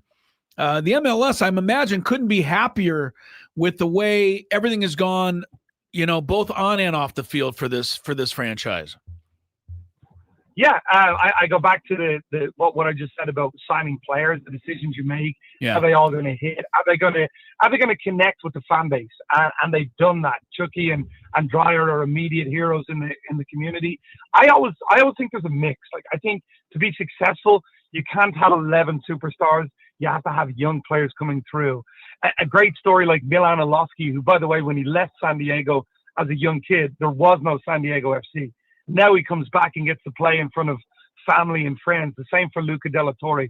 So I think around the league, there was a feeling that San Diego could do something because you heard about the infrastructure they were putting in place and, you know, picking, here's the style we're going to play. Here's the manager that fits that style. But I would say right now they've exceeded all expectations in every aspect of that. I mean, the defending champions are LA Galaxy. San Diego just swept the season series. LAFC, perennial challengers. Oh, they beat them as well. And against Seattle Sounders, one of the very best, you've split that season series as well. So not just winning games, but beating some of the very best that MLS has seen over the last couple of years. Now, look, with that, we know the issue. That builds the expectations now, right? That's right. The fan base, yeah. We're planning our parade here, Keith. We're planning our parade already. That's the next step. But look, if I'm a San Diego fan right now, I'm really excited about what I see. Keith, you mentioned the Galaxy. That's a team that won it all in this league last season. How you go from being the champion to not having a single win on your record at this point in the season? That is this an anomaly, or is this something that you can see often from a team go from first to not just last, but not even having a win this deep into the season? Yeah, it is crazy. We do coaches calls, and I'm on the call with Greg, who's the LA Galaxy coach, and you kind of run out of ways of asking questions that aren't direct. Like, how have you not going to win this year? They've lost Ricky Pooch, which is big. He's their key player. He makes everybody around him better. He's like a former Barcelona player who's just so infectious the way he plays. But on the other hand, against San Diego, 8 of the 11 that started in MLS Cup played last weekend. So for me, there's no excuse. When you go 16 games without a win, you've got to look at players. Last year, Paintsel had 20 goal contributions. Peck had 30 goal contributions. Between them, after 16 games, they've scored 1 goal. I've never seen a drop-off like that. It is absolutely bizarre to me. All right, Keith, before we let you go, the soccer world will be focused in not just here for our match Saturday night, but got the UEFA League Champions League final Saturday. Give me a little preview of PSG and Inter Milan, so when I tune in, I'll have some good insight and knowledge I can share with the people watching. Well, PSG, you think of Paris, you think it's sexy, right? That's the way they play. They're like this fun team to watch going forward, high-paced. They have a Spanish coach in Luis Enrique who plays football the right way. They want to go forward. They're ambitious. They're bold. A little bit like San Diego FC, the way they play. And then on the other side, you have Inter Milan, who are very old-school Italian. Yeah. They'll sit back. They wait. They look for opportunities. Look, my heart says PSG because I'm a romantic of the game. I want the best teams that go forward to win. But how many times have we seen a team sit back, take the jabs, and then throw the knockout punch? Inter Milan have looked like their name is on the cup for me through this. They're so good at defending deep, so good at hitting on the counter. It's a contrast in style. I think it's going to be a great game. If I have to pick a team, I'd probably lean towards Inter Milan, given the way they're not afraid to just sit back and make this game ugly. But I hope PSG win. Can't wait. It's going to be a big soccer day on Saturday. Keith, thanks so much for your time. We appreciate it. We extended a little bit, but we really enjoyed it. Thanks so much, Thanks, sir. Keith. Thank you, guys. There he goes. Keith Costigan, play-by-play. Yeah, and one guy's better than the next on these MLS interviews, Tony. They've all been fun this year. They all got great personalities. Yeah. And they all come on excited to kind of teach us a little bit about the game of soccer. Real quick, the SDFC locked up their goalkeeper, CJ Dos Santos, through 2028. He is the starting goalkeeper for SDFC. I think I have circled a game that I'm going to go to finally. Vancouver's coming in here in July, Tony. I believe it's during the break, which could work for you. I think that would be ideal. So, yeah, got to see Vancouver. I'm definitely got to get out there to see one thing we should quickly say, we got a couple minutes, because a lot of the talk in town, unfortunately, after the last match was a big brawl. Yes, Gravy and I San talked Diego, about this. Okay, so you got a chance to talk about it. I didn't. And I don't know what you thought. Obviously, first of all, no place for it. And SDFC is doing everything they can, I know, to try and discourage and make sure this doesn't happen. But I think it's a little unfair in the way it's been presented, because it seems to me that it's been presented as a soccer issue. And we know this is not a soccer issue any longer, Tony. Fans' misbehavior is all throughout sports. So I don't want people to start thinking, the SDFC, it's been a nice thing, but they've had all these problems with the chants earlier in the year. Now they have fights. What's going on there? I don't think that's the way 99% of the people that are going are. And I want to just be clear about it, because I think it's really fun to go to these matches. I don't want people to stay away. No, they shouldn't. Let's check some traffic, and I'll give you my thoughts on that. Okay. Side. From the 855 Get Ross Traffic Center, protecting San Diego after accidents or injury, here's Kelly Danick. Traffic sponsored by The Grilling Store at Hillcrest Ace Hardware at 10th and University. Couple problems in the North County. Eastbound 78 near Sycamore, collision over to the right shoulder. And westbound 78 at College, there is a stalled vehicle. They're trying to move that over to the right shoulder. Traffic brought to you by the grilling store at Hillcrest Ace Hardware. Purchase a grill this week and your first cookout is free with 12 burgers and 12 franks courtesy of Omaha Steaks. That's the grilling store at Hillcrest Ace Hardware at 10th and University. I'm Kelly Danick with Gwynn and Chris, San Diego's #1 sports station, 97.3 The Fan. My thoughts. I hadn't noticed that it is being portrayed as a soccer thing. I didn't see that. Okay, good. But I feel that. I don't think doesn't matter what sport it is. We see it. You see it in baseball. Yes. You see it in football. You see it in basketball now, and you see it in basketball more with fan player interaction. I've been you and I have been on this for quite some time. I don't know, ever since 2020, fan behavior has just like taken into a whole nother spectrum. Right. And this is just another case. As I said the other day, I was terrified that someone was going to fall over that railing in the second deck as they were throwing haymakers. And it's definitely not a soccer thing. I think that's ridiculous. Good. I don't want people thinking that out there because I think people are really enjoying, and the atmosphere is safe and it's fun.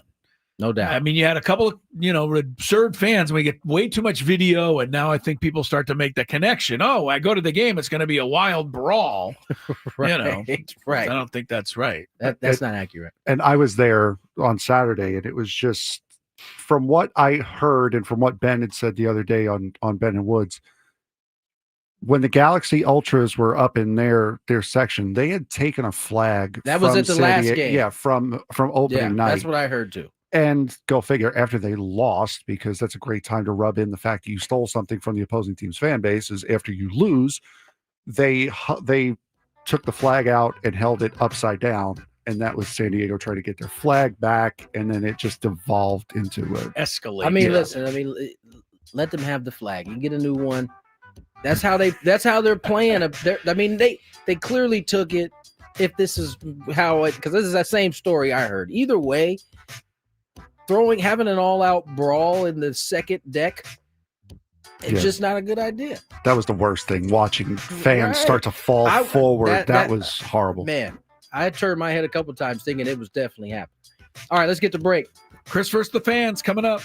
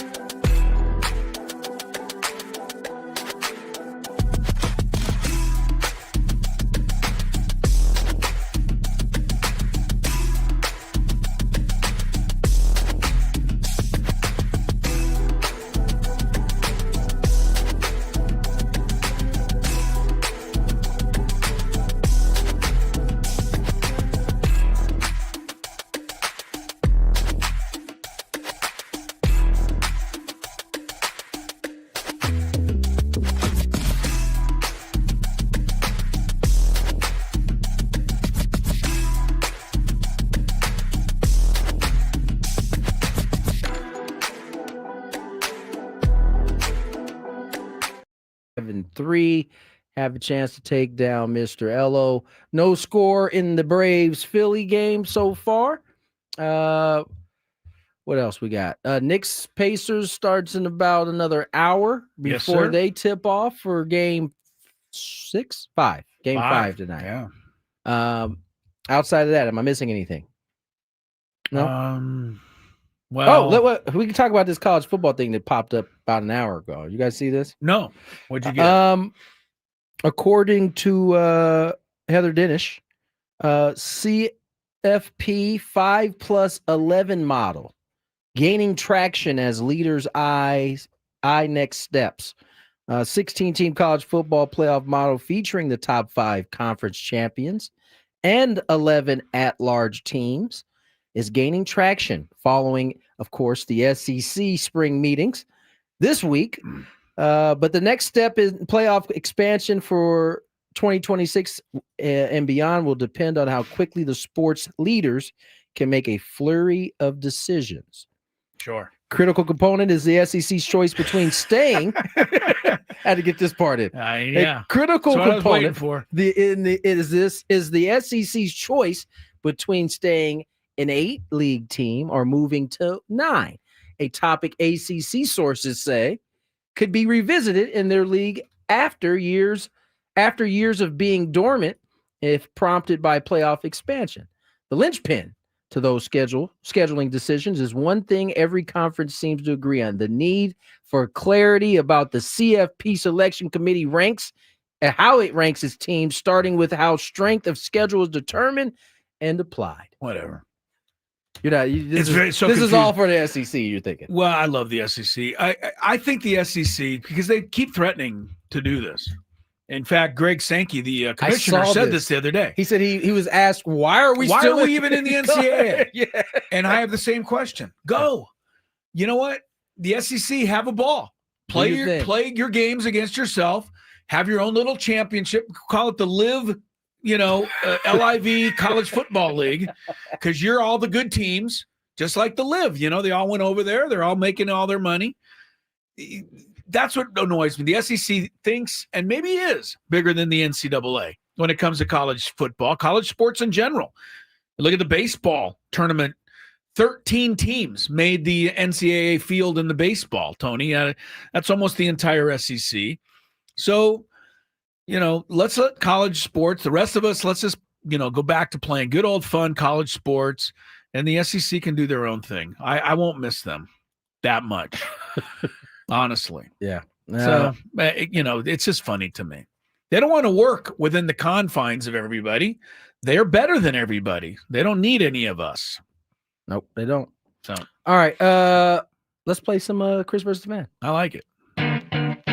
If you had one shot, one opportunity to take down the human almanac himself, howdy do. Now is your time. Listen to me, this guy is dangerous. Now is your opportunity to win a prize. Well, I hope you know what you're in for. Chris versus the Fans starts now on 97.3 The Fan. This is where Scraby reads the rules, Frank. Got him? We don't know. I don't know. I knew there was a space there, and I was like, what who usually talks here? Oh, Yeah. this is Scraby's part. All right, Yeah. so you have to make it through 3 questions, of which we don't have too many. Each question will get more and more difficult. If you get the question right, you move on. If you get the question wrong and Chris gets the question right, you are eliminated. If Chris gets it wrong, then you move on to the next question, or if it's question 3, you win. If you're a first-time player, you get to skip question 1 and go straight to question 2. So let us know so you get your free answer right. Word up. Perfect. All right. Who's our first contestant? All righty, let's see. Our first contestant will be, let's go with Ricky in San Diego. Ricky in San Diego. Welcome to the show, Rick. How are you? I'm doing good, guys. How are you? Doing well. Good luck, Here Ricky. we go. First question. How many times has Shohei Ohtani won the MVP? It's the first question. Yeah, first question. Man, we're in San Diego. We shouldn't be knowing about Shohei. That a boy. You tell him, Ricky. and that's fine. But you're going to be going out of this I'm game. going to go very one soon. time. One-time MVP. Just one. Unfortunate. It was, by the way, I should ask. It's all MVPs because I think he won in the American League. So that yes, we it's won all 2 of them. there, 3. 3. No, That is correct. He's already Sorry, won 3. Rick. In the minds of Dodgers fans, he's already won 4. Like they've already given him the award this year. Yeah, I think that's a little It's annoying premature. me. Yeah. Next contestant. Let's go with Scott in Carlsbad. Hey, Scott. Hello, Scott in Carlsbad. Hey, boys. How you doing? Doing Pretty good, well. sir. How about yourself? Living the dream. Living a dream. All right, here we go. First question. Which Braves pitcher cut up a bunch of uniforms while he pitched for the White Sox? In a moment of fury. He pitched. He's now the Braves. Currently a Braves He's pitcher. currently yes. a Brave. When he was with the When he White was with Sox. the White Sox, he lost his mind and cut up a bunch of jerseys with a scissor. I don't know, with a knife. I don't know what he used. He's weird. He's pitching right now. I'll give you a little clue, Kevin. Oh, Chris Sale. There you go. You got it. Good job. That was going to be my guess, anyways. Okay, there you you're go. on it. That might get Chris off the hook with the folks on the line. That Yes, that's true. I know you're right about that, Tony. The people online don't like when we give hints. All right, question number 2. Which 2 teams played in the first ever NFL game in Brazil last year? Oh, last year. Okay. They were both green, and there was a problem with that because there was an issue with the local good. soccer team. It's the Eagles and the Packers. Very good. Nice Well done. work. Way to come up with that, Kevin. Nice job. All right, here we go. Question For the win. I'm Scott. Yes, I had Kevin's on hold. Never mind. Scott, next question. I'm new to this game. All right. Manny Machado's hitting streak ended at 14 games over the weekend. Who owns the longest hitting streak ever by a Padre third baseman? So I know the answer to this because you guys asked this a week ago. It's a repeat question. Scraby. So And Chris got it wrong. It's Gary Sheffield, the guy with the best bat swing. There you go. I got to give it to Scott. yeah, man. He it's not remembered his it. fault that this question's No. still in there. Yeah, I guessed somebody weird. I forgot who I guessed, but it wasn't You Gary guessed Sean Sheffield. Burrows. Sean Burrows. Thank you for reminding me, Scott, of my embarrassment. Stay there, Nice Scott. work, Scott. Have fun. Yeah, good job. Hang on the line. And by the way, anybody who's out there, okay, well, he already heard the question. Every trivia answer that's ever been gotten Has been is a because question. you've heard They're the the answer question. somewhere. That you wouldn't get it otherwise. So That is a fact. that's a fact. Good job, Scott. All right.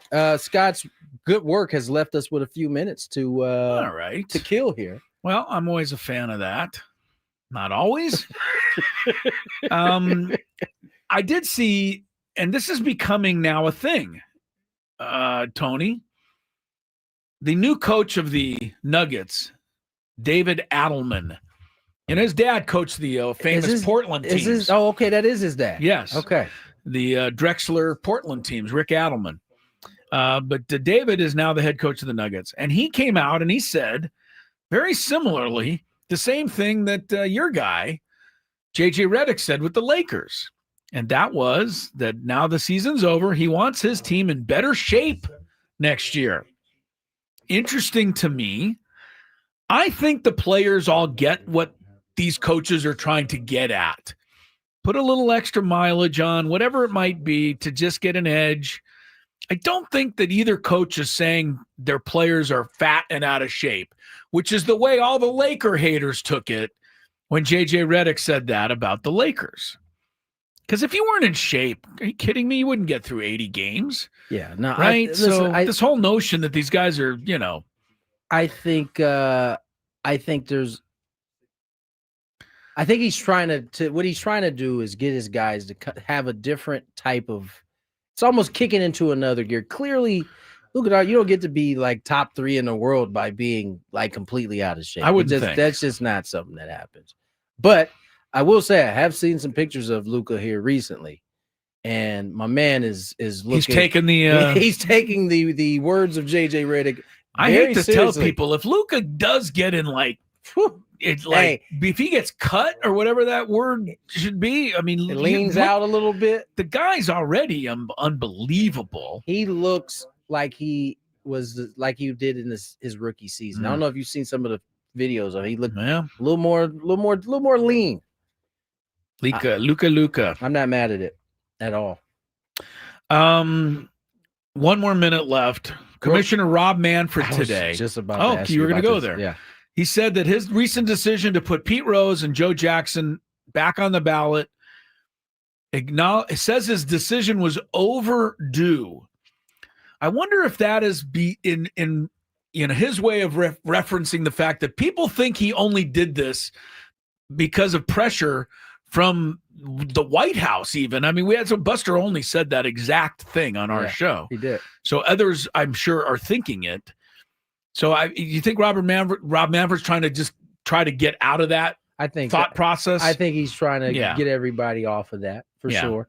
He said he said number one, he said I'd say 3 things. He said this to CBS Mornings. You know what? Let's hold this and get on the other side. Yeah, good idea. We'll talk about what Rob Manfred said to CBS Morning when we return. We're going to Chris. Here's some traffic.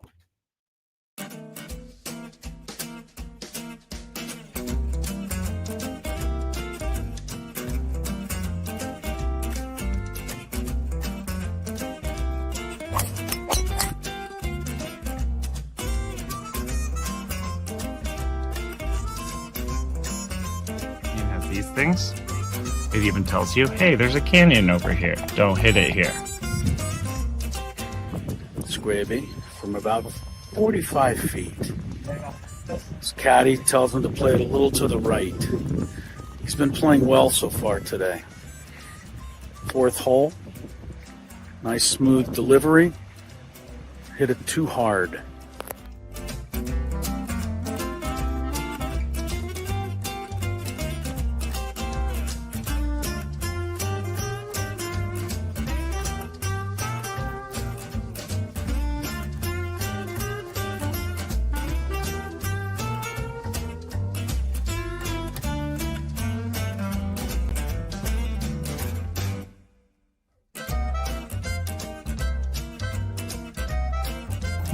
Sasquatch. So Chris says that he can't play golf, but this is the second birdie putt he's made for us. This time it was like 20 feet. Thank you very much, Greg. But once again, you're hitting some very nice shots as well. I'm not usually complimentary to you, but I can't help but be complimentary. Your shot making today. With my what? Your shot making. You hit some.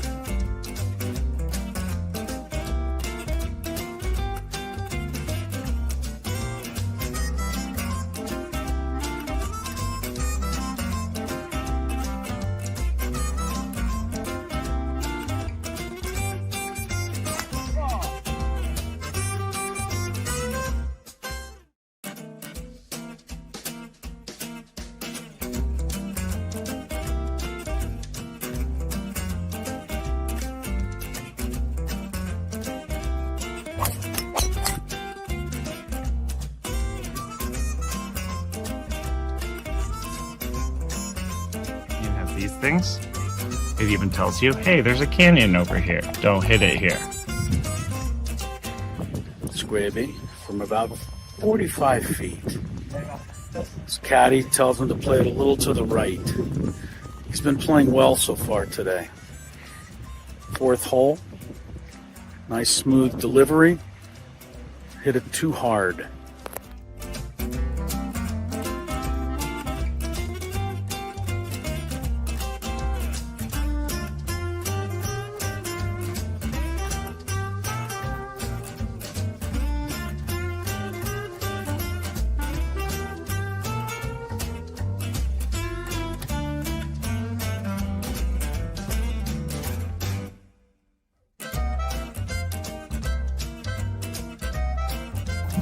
Sasquatch. So Chris says that he can't play golf, but this is the second birdie putt he's made for us. This time it was like 20 feet. Thank you very much, Greg. But once again, you're hitting some very nice shots as well. I'm not usually complimentary to you, but I can't help but be complimentary. Your shot making. With my what? Your shot making. You hit some.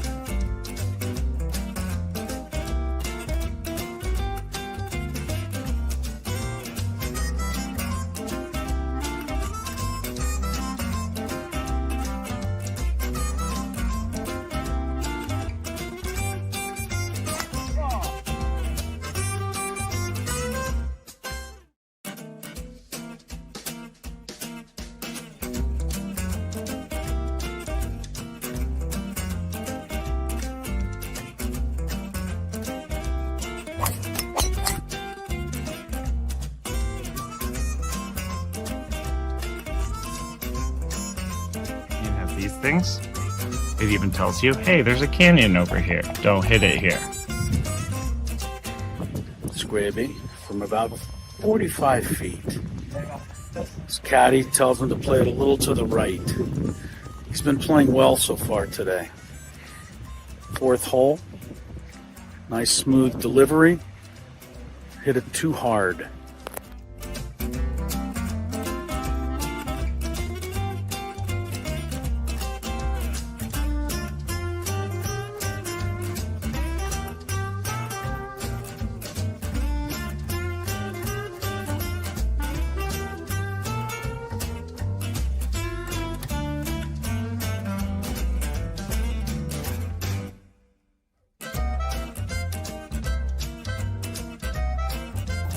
Sasquatch. So Chris says that he can't play golf, but this is the second birdie putt he's made for us. This time it was like 20 feet. Thank you very much, Greg. But once again, you're hitting some very nice shots as well. I'm not usually complimentary to you, but I can't help but be complimentary. Your shot making. With my what? Your shot making. You hit some.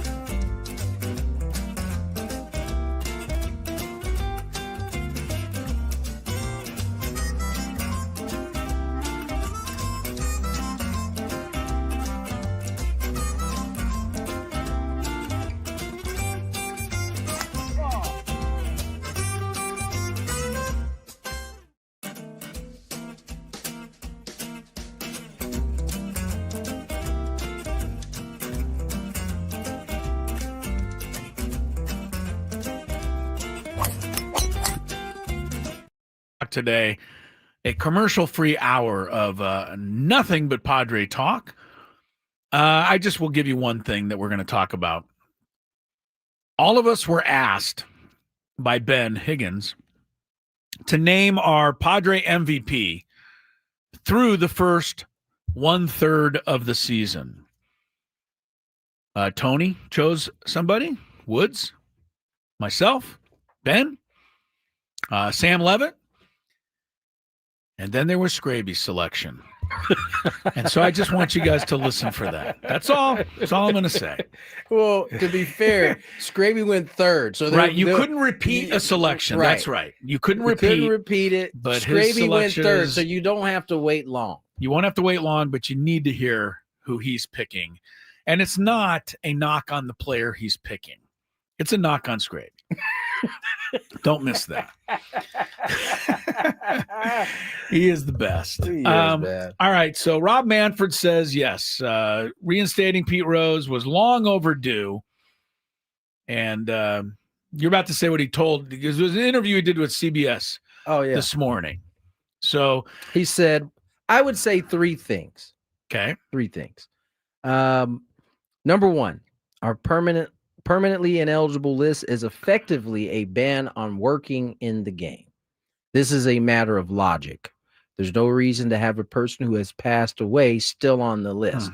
To which somebody might say, why didn't Shoeless Joe Jackson then get reinstated 80 years ago? Right. Number two, Pete Rose is a part of the history of our game. Every other player, including Shoeless Joe Jackson, has been considered by the Hall of Fame, and they've made a decision. I saw no reason to leave Pete Rose out of there as one of one, no consideration. Mm-hmm. Manfred discussed the particulars of Rose's punishment that the all-time hit king accepted in a settlement when then Commissioner A. Bartlett Giamatti in August 1989. And then last, I think what people don't realize is Pete Rose wasn't disciplined by Commissioner Giamatti. He entered a settlement agreement with the league. At the time they entered into the settlement, he went on the permanent ineligible list, knowing that the rules allowed the Hall of Fame to consider him. Commissioner Giamatti went out, had a press conference the day of the settlement, and he was asked about the Hall of Fame, and he said this settlement should have nothing to do with the Hall of Fame. The Hall of Fame should consider Pete Rose under its existing rules. So I see the decision as baseball living up to the deal that they originally made with Pete Rose. It's funny because he never really addressed why now. No, he really didn't. He just said a whole bunch of stuff that covered up for the fact that Buster Olney at least believes that he was succumbing to pressure from Washington, D.C. Yes. Whether that's true or not, maybe only the commissioner knows. But we'll see where that goes. No doubt. Nobody really thinks he's going to get in anyway. Yeah, in 2027. There are some hard feelings from the Yeah. generation that he played in, Mm-hmm. which are some of those guys will be voting that they won't let him in. There was an article in The Athletic not that long ago from guys who played, with the exception of maybe I think Tony Perez, who was his teammate. Yeah.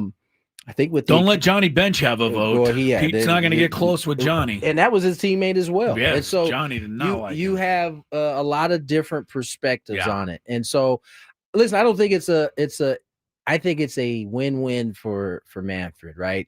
If indeed he is succumbing to pressure, he can knock that out. And at the same time, also know that, there's a chance that he still won't get in regardless. And so, right. I understand what Rob is saying, but to your point, then he could have addressed this a long time ago, especially with some of the other dudes that he ended up letting in, right? Yeah. Okay, we had a minute here before. We're going to do a big five at the bottom of the hour. I hope Frank wasn't going to talk about this, but I am.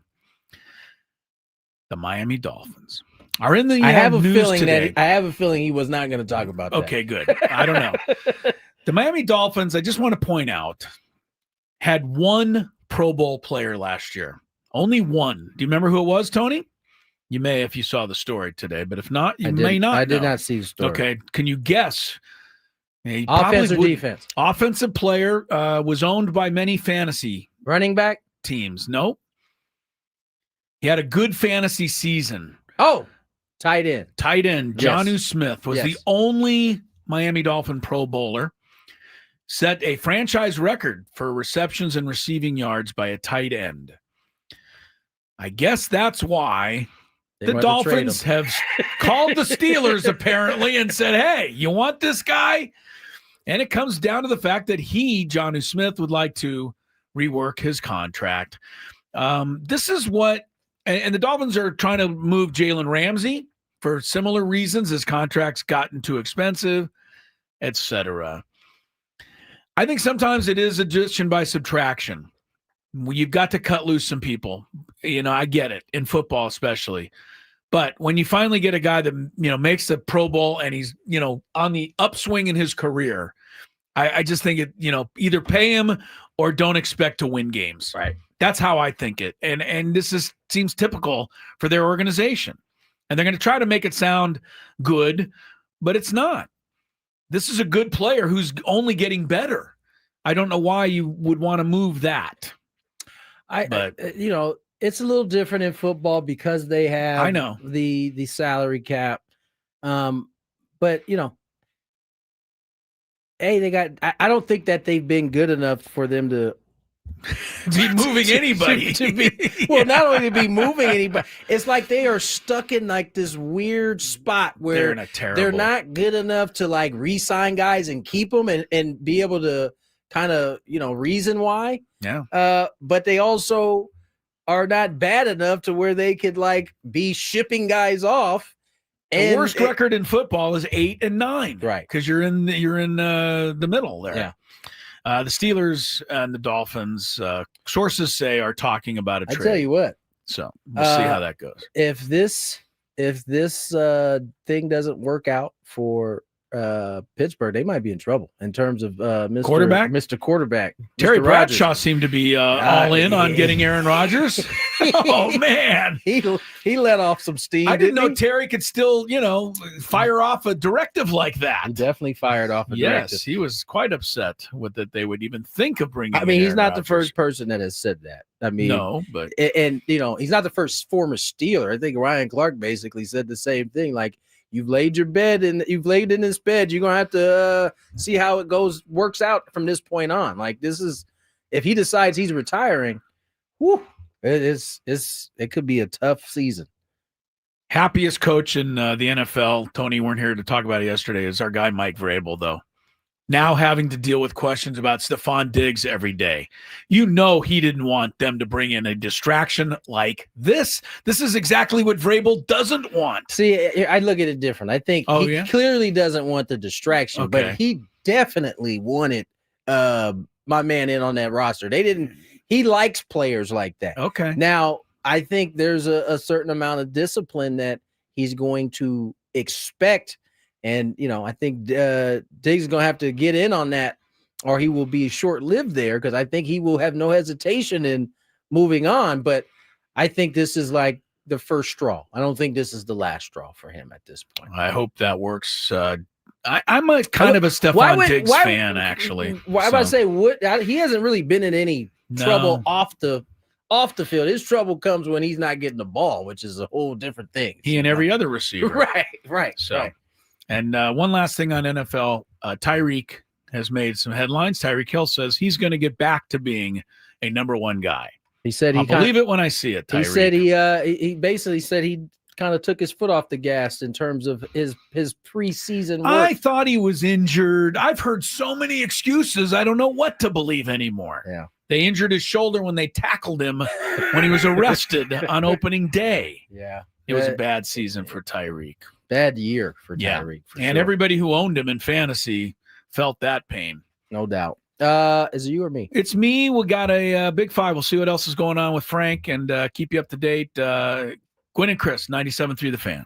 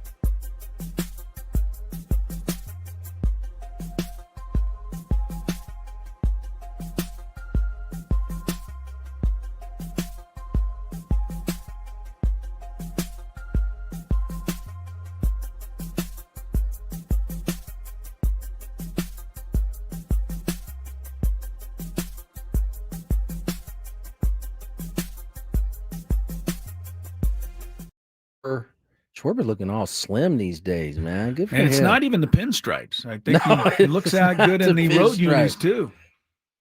Schwarber can hit the ball a long way. You got to admire that, unless you're, He has one of the shorter swings. Is that for a power how does he hitter? get the? What would you do to increase bat speed? Are there exercises for this that somebody could try? They got the heavy bats now and the weighted balls to kind of. Down he goes.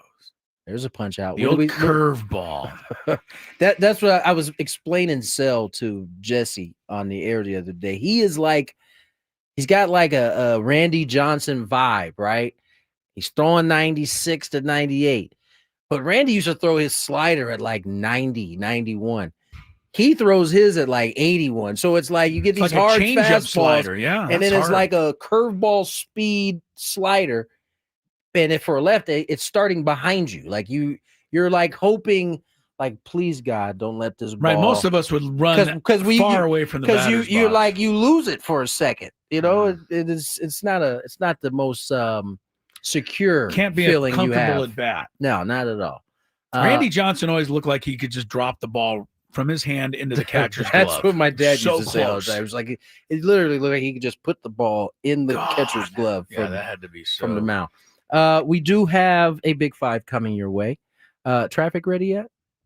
It's still not ready yet. All right. Well, let's just go ahead and get into the Big Five because we can be a little long-winded at times, and we don't have the kind of time to be as long-winded today. No carryovers today.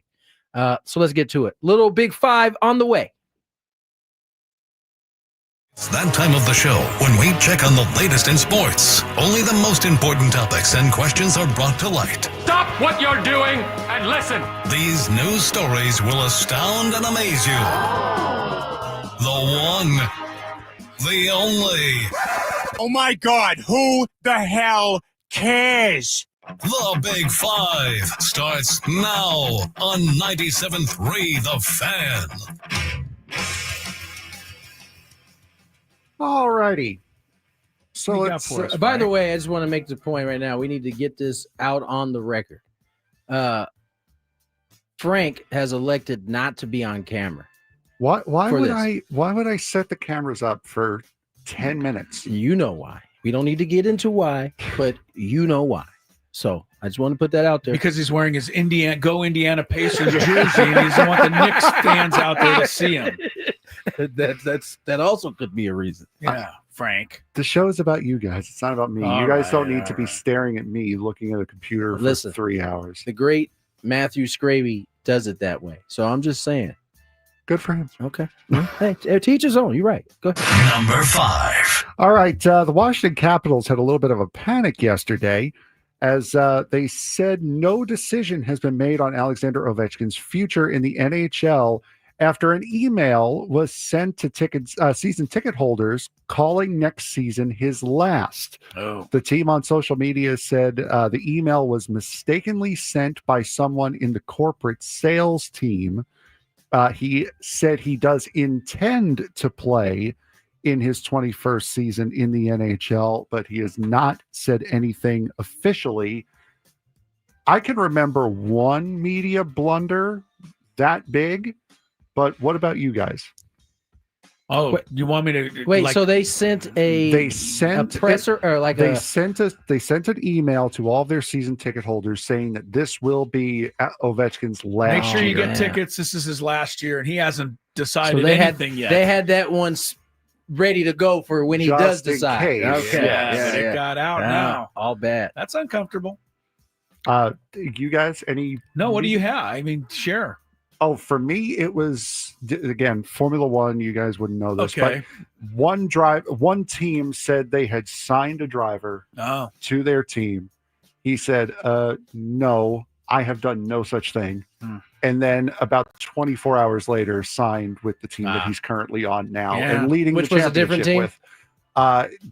Alpine said that they had signed him. He signed with McLaren. He's currently leading the World Drivers' Championship with McLaren. Well, at least right they now. had the right target. They didn't actually Yes. land it, but you get some points for that. That letter that the season ticket holders got sent, like you can't bring that back. Nah, you can't. No, it's gone. It reminds me of the time I called trying to fish out who the new Laker coach was. And I told this story before, so I'll tell a really short one. But Mike Dunleavy was in town, and I caught him in the hotel. Did I tell? I told you this I think story. you told us this, yeah. And Mike Dunleavy answered the phone, and I said, Coach Dunleavy? And he goes, yeah, who's this? And I go, what's a reporter, Christopher? And he goes, oh, I don't think I'm supposed to be talking to you. I don't think I'm supposed and it was too to late. be talking to you. I had it. He was in town, and he was going to get hired. And the next day he did get hired. But, yeah, that was just kind of the same oops type thing. And when I met him the next day, he said, yeah, I had just walked in my room and hadn't had a chance to have my phone turned off. And you got in there in that 1 second of time. That's back when cold calling was the Right. work right there. That's what you had to do. I can't think of one. Yeah. This is embarrassing. And it's you tough. know, it doesn't help the front office's negotiating Like position. if he actually if they sent that knowing that he actually was leaning that way, they could really upset him. Like you guys let that out the bag before I let it out the bag. Yeah, that's not a great look. No. Not a great day to be a Washington Capitals salesperson. Number 4. Not that one. Major League Baseball is purchasing an equity stake in saw the this. Athletes Yeah. Unlimited Softball League, partnering with the fledgling league that is preparing for its first 4-team season and plans to expand in the future. With women's sports revenue now exceeding in excess of $1 billion per year, the MLB helps to establish the AUSL. There was a word in there I couldn't pronounce. I ripped this. I had 5 minutes to prepare I do that all for this. the time. You're good, dog. I had 5 minutes to prepare Just for skip right over that word. We'll figure it out as you finish the rest of the story. The AUSL, as a viable long-term entity in sports that has seen multiple professional leagues fold, Major League Baseball's stake in the AUSL is more than 20%, and the league will assist the AUSL in marketing and content distribution in addition to financial components. A pretty good move by the AUSL to get this in, and now to see where they can go with it. I think this is where it's at, and this is how you know sports is growing in general, right? I mean, you're seeing it. This is the softball version of the 3-on-3 league that the women have, that I believe the WNBA also has a stake in. So, like, I like the fact that these other sports these bigger sports are getting in on some of these these new leagues that are being created. I think it gives them some kind of backbone a little bit with some of these big entities investing in them. I'm also just, in And favor. softball too. Good. I'm in Shout favor out. of anything that's helping women's sports grow, because it really is getting big, and it should, and it's long overdue. And I also saw that the commissioner of the softball league is Kim Ng. Yes. So they're in pretty good hands with her. Look, the Marlins just left town. They probably could still use Kim Ng. The only success they've ever had was when she was running the show. The GM they fired after after the only time they ever won anything. Yeah. I believe softball's coming back to the Olympics as well for this upcoming Olympics too. So that's a nice little boost for them as well. I like Number 3. Chicago Bears quarterback Caleb Williams on Wednesday defended his commitment to the organization that drafted him with the number 1 pick last year. Following Chicago's second OTA practice that was open with the media, Williams delivered a 3-minute 55-second opening statement. It's like, really, we're counting down the seconds of an NFL presser. Oh, How long was Mike Schilt's presser last night? Somebody in the media, tell me. Somebody knows. I'm with you. Opening statement that addressed his feelings about the Bears related to the pre-draft process. Excerpts from Seth Wickensham's upcoming book, American Kings, a biography of the quarterback, revealed that Williams and his father, Carl, had considered ways for the former Heisman Trophy winner to avoid being drafted by the Bears. Williams said, quote, said the book's excerpt has been excerpt, there it is, words are hard, have been a, quote, distraction over the past 2 weeks, so he wanted to address it publicly for the first time. Controversy cleared up and done. I like that he did this. He was going to get asked about it, attacked it head on, let it be known that, listen, the most important part of those excerpts that you read was that I said in the end, oh, I can definitely do this here. And that he's been on that since that moment. It's okay for a young kid not knowing his situation to learn a little bit about it and then say, you know what, I'm all in. Let's go. Caleb's father's created some Lonzo Ball type problems for him. So I hope that he's able to put it behind him. I like that he addressed his dad too in this press conference. I don't know if you read it. He basically said, listen, my dad is a strong-willed man that up until this point had been kind of the leader of my career. And so, yeah, I had to have the conversation with him and my mom. Like, listen, there's a time, there's a place. I respected that. He was very candid about the conversation that he had to have with his pops moving forward. So I think that's the type of signs you want to see from your quarterback handling this. Unfortunately for everyone who put money on it, the over-under was 4 minutes on the interview. So sorry, Didn't guys. quite get there. Sorry, just missed it by 5 seconds. Hang with him, you degenerates. Missed it by 5 seconds. Number 2. All right, the SEC, back again with the SEC. This time we're going the basketball side, is ratcheting up penalties on schools for fans who storm the field or rush the court, doing away with an escalating fine system, and are now straight up charging schools $500,000 per incident. The motivation was field rushing the first time or the 18th time for the move. That was what Commissioner Greg Sankey on Thursday's said in Thursday's announcement of the decision. Quote, the random nature of if you're the one getting rushed, it doesn't feel good. It might be the first time it happened there, but it might be the 6th time in a row it happened there, literally, unquote. The conference also has the authority to waive the fine if the visiting team and officials are allowed to get to the locker room before the fans get down to the court or the field. Is the concern safety? Was that that must, especially with that last part, that's got to be the concern, is safety of the players and the opposing students. players. Yeah. I don't know. This I get why they do it. It makes sense, but it does take away like a tradition that we all grew up watching people storm. And I guess it used to be only in specific situations that happened, and we've kind of lost feel for that as well. It used to be for when like UC San Diego would go into Purdue and knock off number 1 Purdue. That was when you did it. When Purdue would come here. When Purdue would come here. Exactly. That was when Before it would happen. UCSD students would not rush this. Exactly. But that was why it happened. Right. Yeah. Now you're just doing it to do it. It's funny that I think it all kind of goes in with the fan behavior. Like there was a feel for when those things were supposed to happen. Now it just feels like they saw it, what happened on TV when they were little. They're just out there doing it now. Yep. You're right. It's sad to see those things go, but sometimes you got to protect. You got to protect what's happening. I'm in the minority on this, and there are a million reasons why you can tell me I'm wrong, and I've heard them. But because one kid fell off his bike and conked his head, the rest of the world wears a helmet. And it's probably a better thing. Don't get me wrong. But in the same vein, I think this happened. They stormed the court for 25, 30, 40 years. Nobody cared. Somebody got hurt. Somebody got run over. Somebody got bloodied. Somebody got bloody an elbow, and now nobody can run the court anymore. And that's, I think, too bad. $500,000 fine now too. That's a pretty good. Yeah, where does that go to? You know, it's funny you brought up the bike thing. I was having this argument with my wife the other day. She like loses her mind when my son hops on the bike and just rides. I was like, we like never had a bike on our heads ever. Not gonna matter. You're not winning this one. But I would try it if I were you, Tony. But yeah, wouldn't expect much.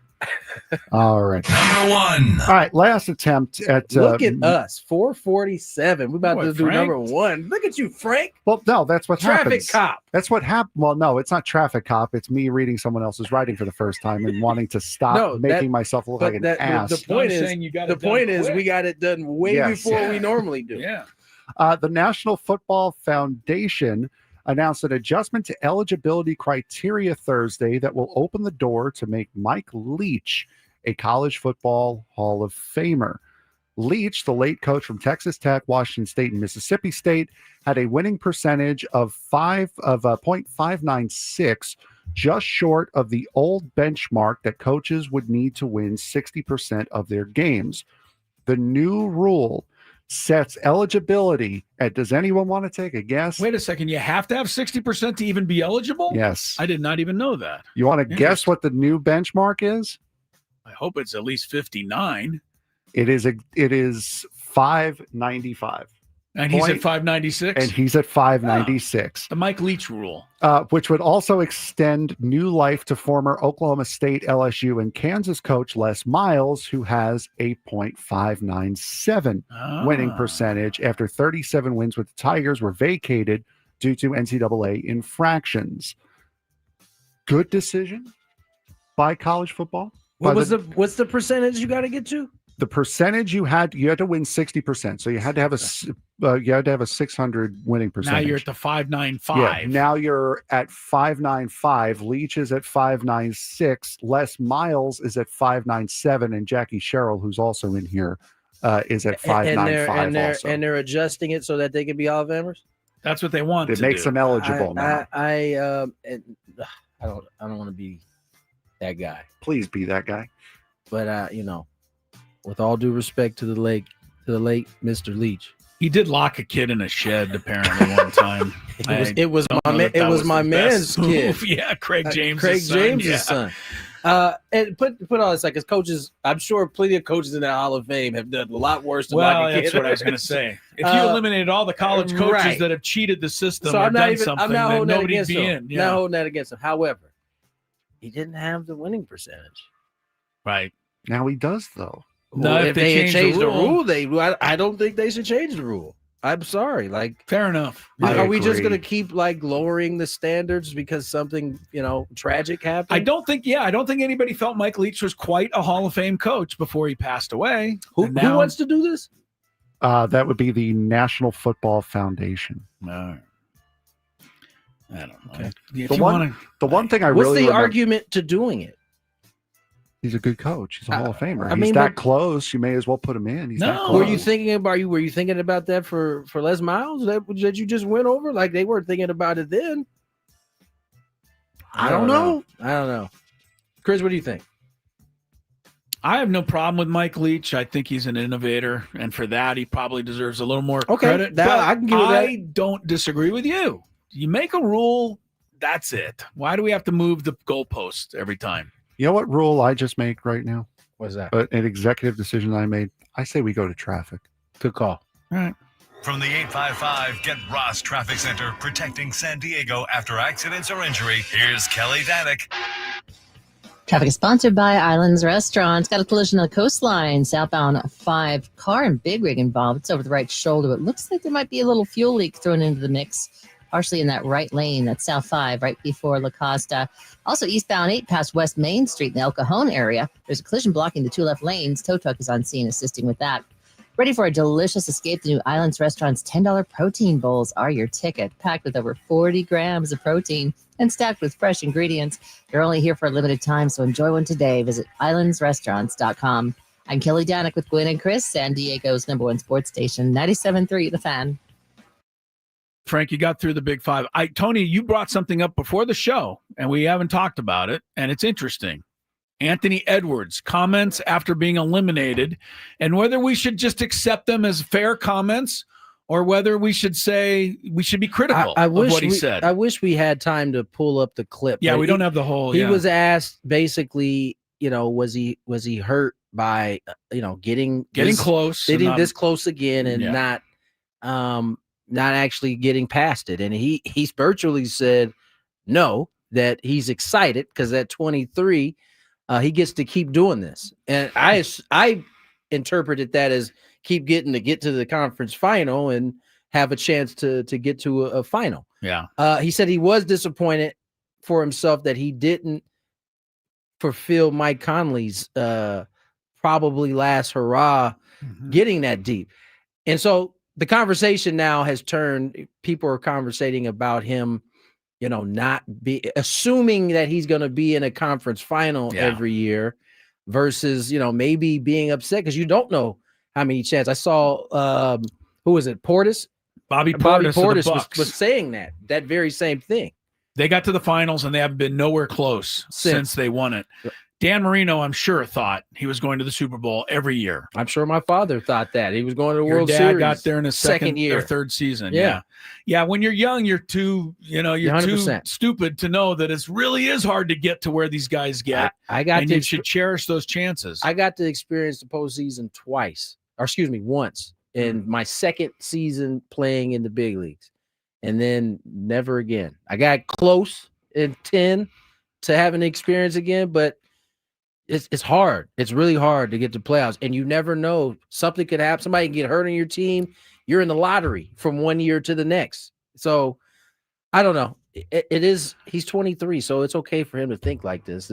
We all at 23, we all felt like we were indestructible, and that the good things that happen, we could keep experiencing. That's why we didn't wear the helmets that they now make us put on. Exactly, because we were indestructible. Exactly. Yes, it makes more sense now. Well, Ant-Man, you came up short, and we'll find out if Frank's Knicks come up short here tonight. Let's go Knicks! Let's go Knicks! One thing we know, there'll be a nice celebrity crowd, I'm sure. Yes, there will be. It's always a highlight of a Knick game. Who can't get up to play with all those people? By the way, is Reggie Miller allowed to call the game or not? I heard there was a lot of pushback because he called the game? Because he's a former Pacer, and he's been exchanging glances with Tyrese Halliburton. Yeah, but he's so the calling, Knicks fans he's are calling mad. it neutral. Oh, of course he is. Of course he is. Every other opposing team's fans hate the national. Yeah. And Mike Breen, who does a million Knick games, is the Knick announcer. Get out of here. So stop it. All right. That's going to do it. Roundtable up next. Back at it again tomorrow. We'll be in different places, but nonetheless, enjoy your night.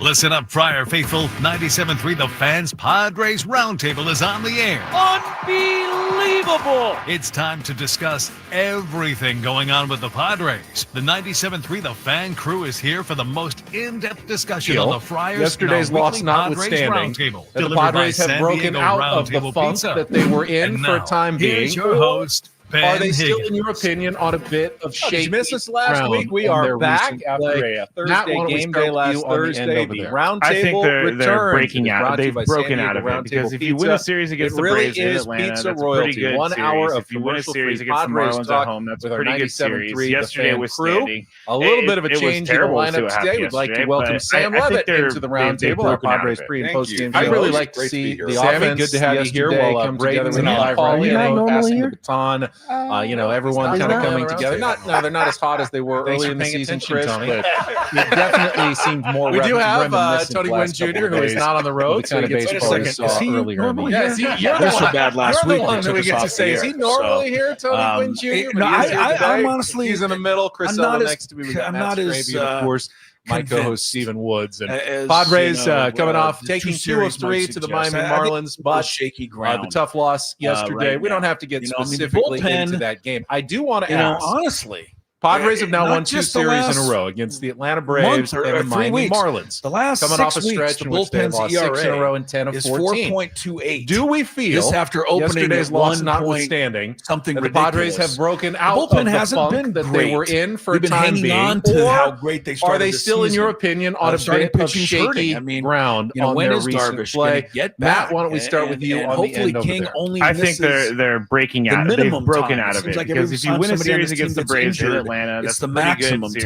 time. If you win a series against the Marlins You know, at home, offensively, that's a pretty the good runners in series. scoring Yesterday position was has been standing. really poor. It was terrible until to have yesterday, strangely, but when they I went think 4 for 5 and they've still broken lost out the of it. game.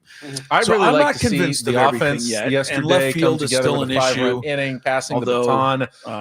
Everyone Gavin kind of Sheets coming is gonna together. improve the They're hitting not as numbers hot while as they he's were out early there. in the season, Chris. It's hard to unring the bell definitely when you seems see a more stretch of reminiscent the last shaky couple of play, days stretch of the kind of of lack baseball of we saw offense. earlier in In the our year. minds, it's They're hard to so bad unring last that week bell they and took go, us no, off no, the that's air. not the real So, team. The real team's the one we saw I'm earlier in the honestly, season. Where do you stand now I'm after not 2 straight series I'm not wins? as I think, what are they, 9 games over 500? as, Eight games over 500. That's two series might kind of better suggest. than I I thought think they there's a would little be. shaky I've ground, taken a more right now. I think the this year bullpen, in the first third of the season. Honestly, just a little bit more laid back approach. I do believe in this team. I do believe in their potential. We have seen 6 weeks when it does fire on all cylinders, and I sure like that version of the San Diego Padres. This after opening at feast or 1 famine point, type situation when the famine bullpen happens, hasn't everyone been looks really, great. really hungry. We've been hanging on to how great they it's started great. the season, and they did feast a little starting bit. pitching's hurting. Let them down. It's going to happen. When is Darvish long going to get season? back? It's a particularly and hopefully King brutal only stretch coming up. misses So. The minimum time. It seems like every time somebody on this team gets every injured, day when I put the TV it's the maximum time. I'm confident that I'm going to be, offensively, the runners in scoring position, the guys at the top of the order, really some of the poor most exciting players until yesterday. Guys I believe in, guys I don't really worry about.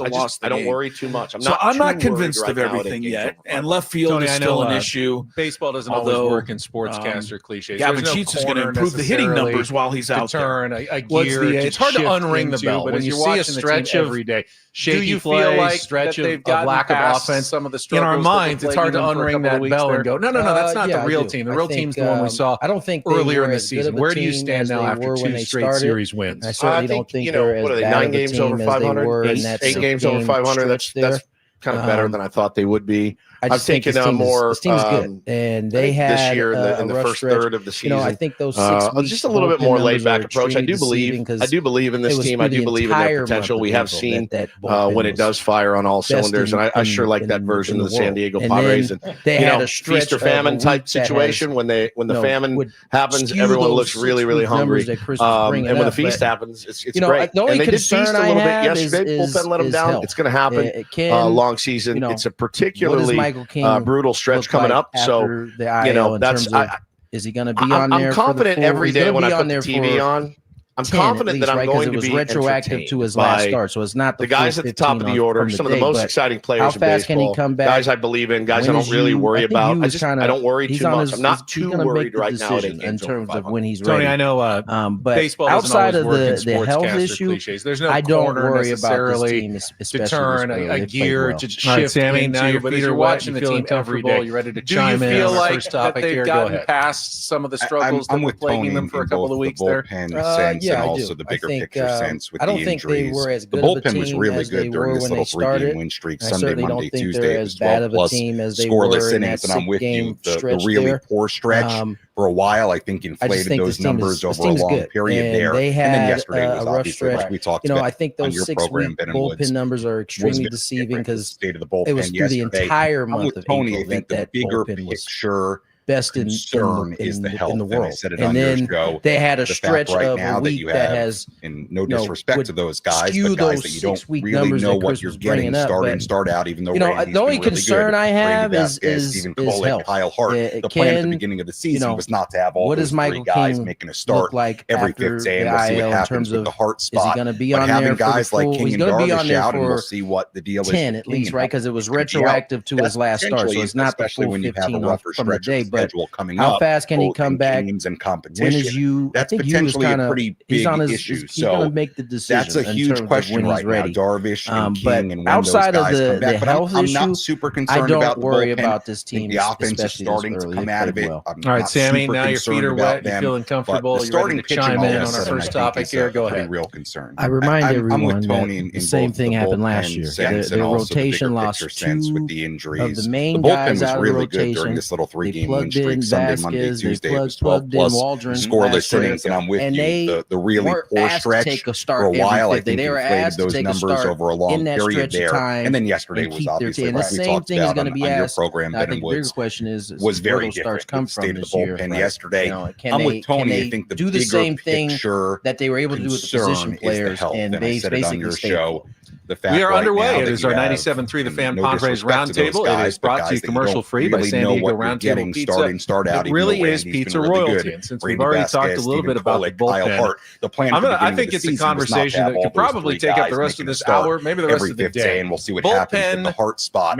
But having guys like King and Darvish out, and we'll see what the deal is. Strategies. They're all kind of similar on big league level, but they're all a little bit different as well. And I kind of lit up, Mike Schill and AJ Preller about potentially a how pretty yesterday's big game issue. went So down in terms that's of a huge question being really right now. aggressive by Darvish pulling and Kyle King, Hart, when but those then being guys really come back. But conservative I'm by not super not pulling concerned Wandy about the Peralta. bullpen. I think the offense is starting to come out of it. I'm think the not super Padres do concerned an about actually them, excellent but job the starting of bullpen pitching all of a management, sudden, and I think some fans are going to go, real concern. "What? I They're remind terrible. everyone They're terrible that at that." the same thing happened last year. Their rotation lost two of the main guys out of rotation. They plugged in Vasquez, they plugged in Waldron last year. They do it right and they in terms of how much they use their high leverage guys every fifth day. They were asked to take a start in that stretch of time and keep their team. And the same thing is going to be asked. I think the bigger question is where those starts come from this year. I would have brought Suarez in. I don't know what you were saying on the show. I would have brought Suarez to try to get the last out of the eighth inning, but it's also we are underway. It is our 97.3 The Fan Padres Roundtable. It is brought to you commercial free by San Diego Roundtable Pizza. I think by and large, it really is pizza royalty. And since we've already talked a little bit about the bullpen, the question here, I think it's a conversation that could probably take up the rest of this hour, maybe the rest of the day. Because guys have defined roles, management, and they have a pretty good idea every team when they're has going their to pitch, own what theories and strategies. They're all kind of similar on the big league level, but they're all a little bit different as well. And I kind of lit up, Mike Schill and AJ Preller about I think they almost how yesterday's game went down. My name's probably going to get called. Being really aggressive by pulling Kyle Hart, but then being really conservative by not pulling Wandy Peralta. But I think overall are going to base the bullpen. I think the Padres do an actually excellent job of bullpen management, and I think some fans are going to go, "Guy in, what? They're terrible. They're terrible at that." And I wanted to get your guys' opinion. Let me start with Chris this time. Overall, the way the Padres managed their bullpen this season and last season, do you think they do it right in terms of how much they use their high leverage guys, the days off, just the general sense? Are they a good bullpen management team? Yeah, I think they are. I don't agree with every move that's made. I would have brought Suarez in. I don't know what you were saying on the show. I would have brought Suarez to try to get the last out of the eighth inning, but it's also Monday morning quarterbacking. Peralta could have got him out and nobody would have mentioned it. So, look, I think by and large they make really good decisions, but that's not really the question here. The question is, how do they manage it? I think the reason they do a good job managing is because guys have defined roles and they have a pretty good idea when they're going to pitch, what situations they're going to be used in. I don't think guys in the bullpen hear their name called very often and go, what? Oh, wait, really? I think they almost expect, hey, my name's probably going to get called here. I think that's good bullpen management in general. And, ultimately the fans are going to base the bullpen management on the success of the pitchers. When you bring a guy in and he gets the job done, terrible. What a great move. And when he right. And the opposite, when he doesn't get it done, Mike Schultz an idiot. That's what it's going to come down to. But I think they do a really good job. Yes. Woods, you're nodding over there. They found their lanes for guys early this year. I asked Ruben about it at the beginning of last year. How long does it take? When you got a bunch of new faces and you got a bunch of different arms and different pitches and they found their lane early, with Estrada, Adam, Suarez. I mean, and to have that luxury is a good thing ultimately. And when one of those guys falters, it's weird. When Jason Adam uncorks a wild pitch to tie the game, and then he hits the guy in the head, and Manny boots a ball. It's weird, but they found their lanes early this year, and they stick to it once you find those. And Ruben told me, man, it takes a while sometimes, and it didn't take them a while this year. They came out gangbusters. They were fresh. Everyone's fired up, ready to go. Now you see a little bit of, as Mike Schill called it yesterday, attrition. And they have, again, way more info than we do. They're not going to give us their plan before the game. Hey, Morehone's going to be down today, and we're only going to use Adam for to get in the seventh. We're going to put him in a little early. They're never going to give you their plan. I think ripping on bullpen management sometimes it just feels like low hanging fruit. Sometimes it does. That game got speedy on them yesterday. It did. It sped up on them. And you're right, though. I mean, they did have two different philosophies of aggressive and then conservative late. I didn't necessarily understand it either, but I also understand, they know more than I do as it pertains to that. I think they've done a good job doing it. Who's the best bullpen manager in baseball? Who's the model? That's a good question. Only LaRusso would like to think he was. Yeah, I think he's playing golf somewhere in Scottsdale, right? Yeah. But who's the best? Is Dave Roberts? His team's in first place. He must be the best bullpen manager. He was last year in the postseason. In the postseason, prior to that, he was horrible at it. Just ask the Dodger fan. Exactly. But who's the best? Who is the team you look and go, man, that's the guy I want to be like? There isn't one. There never will be. It's the players getting the job done that makes the manager look like a genius. Tony, I saw some criticism about bringing David Morgan in, a rookie in a situation like that. You're never going to find out about your guys unless you use them. I mean, we saw Sean Reynolds come in a couple of times last year and, get the job done. You do need to use those guys. I don't have a problem with that. Ultimately, how do you feel like the Padres manage their bullpen? I think they are one of the best at managing their bullpen. To me, you can't really criticize the moves if you don't understand the information and you don't understand, the attrition that Mike talks about. Remember, this bullpen covered a bunch of innings on the road, including a full-on bullpen day that was out of the blue. And they lost that game. They came back. They set themselves up to be able to win that game by handling the bullpen the way they did the previous night. You fast forward to yesterday, there's a lot of attrition. They could have brought Suarez in, but he's been used a ton. And the other thing is keeping these guys healthy, because if you're chasing a win on May 28th and that cost you down the stretch because someone's hurt because you were chasing a win, all that has to be factored into it. I think Mike Schill does him and Ruben do an excellent job managing the bullpen. He got a lot of grief for those four out saves last year at the early part of the season. A lot. He did it a lot.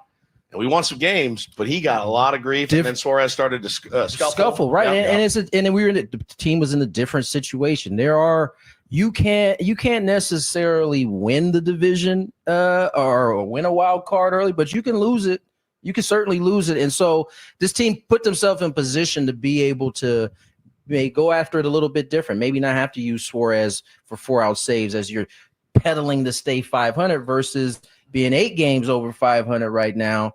And, I think they do a terrific job. And you mentioned the bullpen day. It was a 9-game stretch. I went back and looked at it. I think I counted 35 innings pitched by the relievers over that 9-day stretch. So absolutely, I thought, attrition and fatigue were part of what happened yesterday. Sam, we talked a little bit about the end of our show. The only thing I would have done is I probably would have left Kyle Hart in, even though he was struggling a little bit with only, 50 some odd pitches and, fresh from AAA. I would have let him try to get out of that jam and save my bullpen a little bit longer, even though, they'd getting some soft singles and getting some hits off him, a couple harder balls.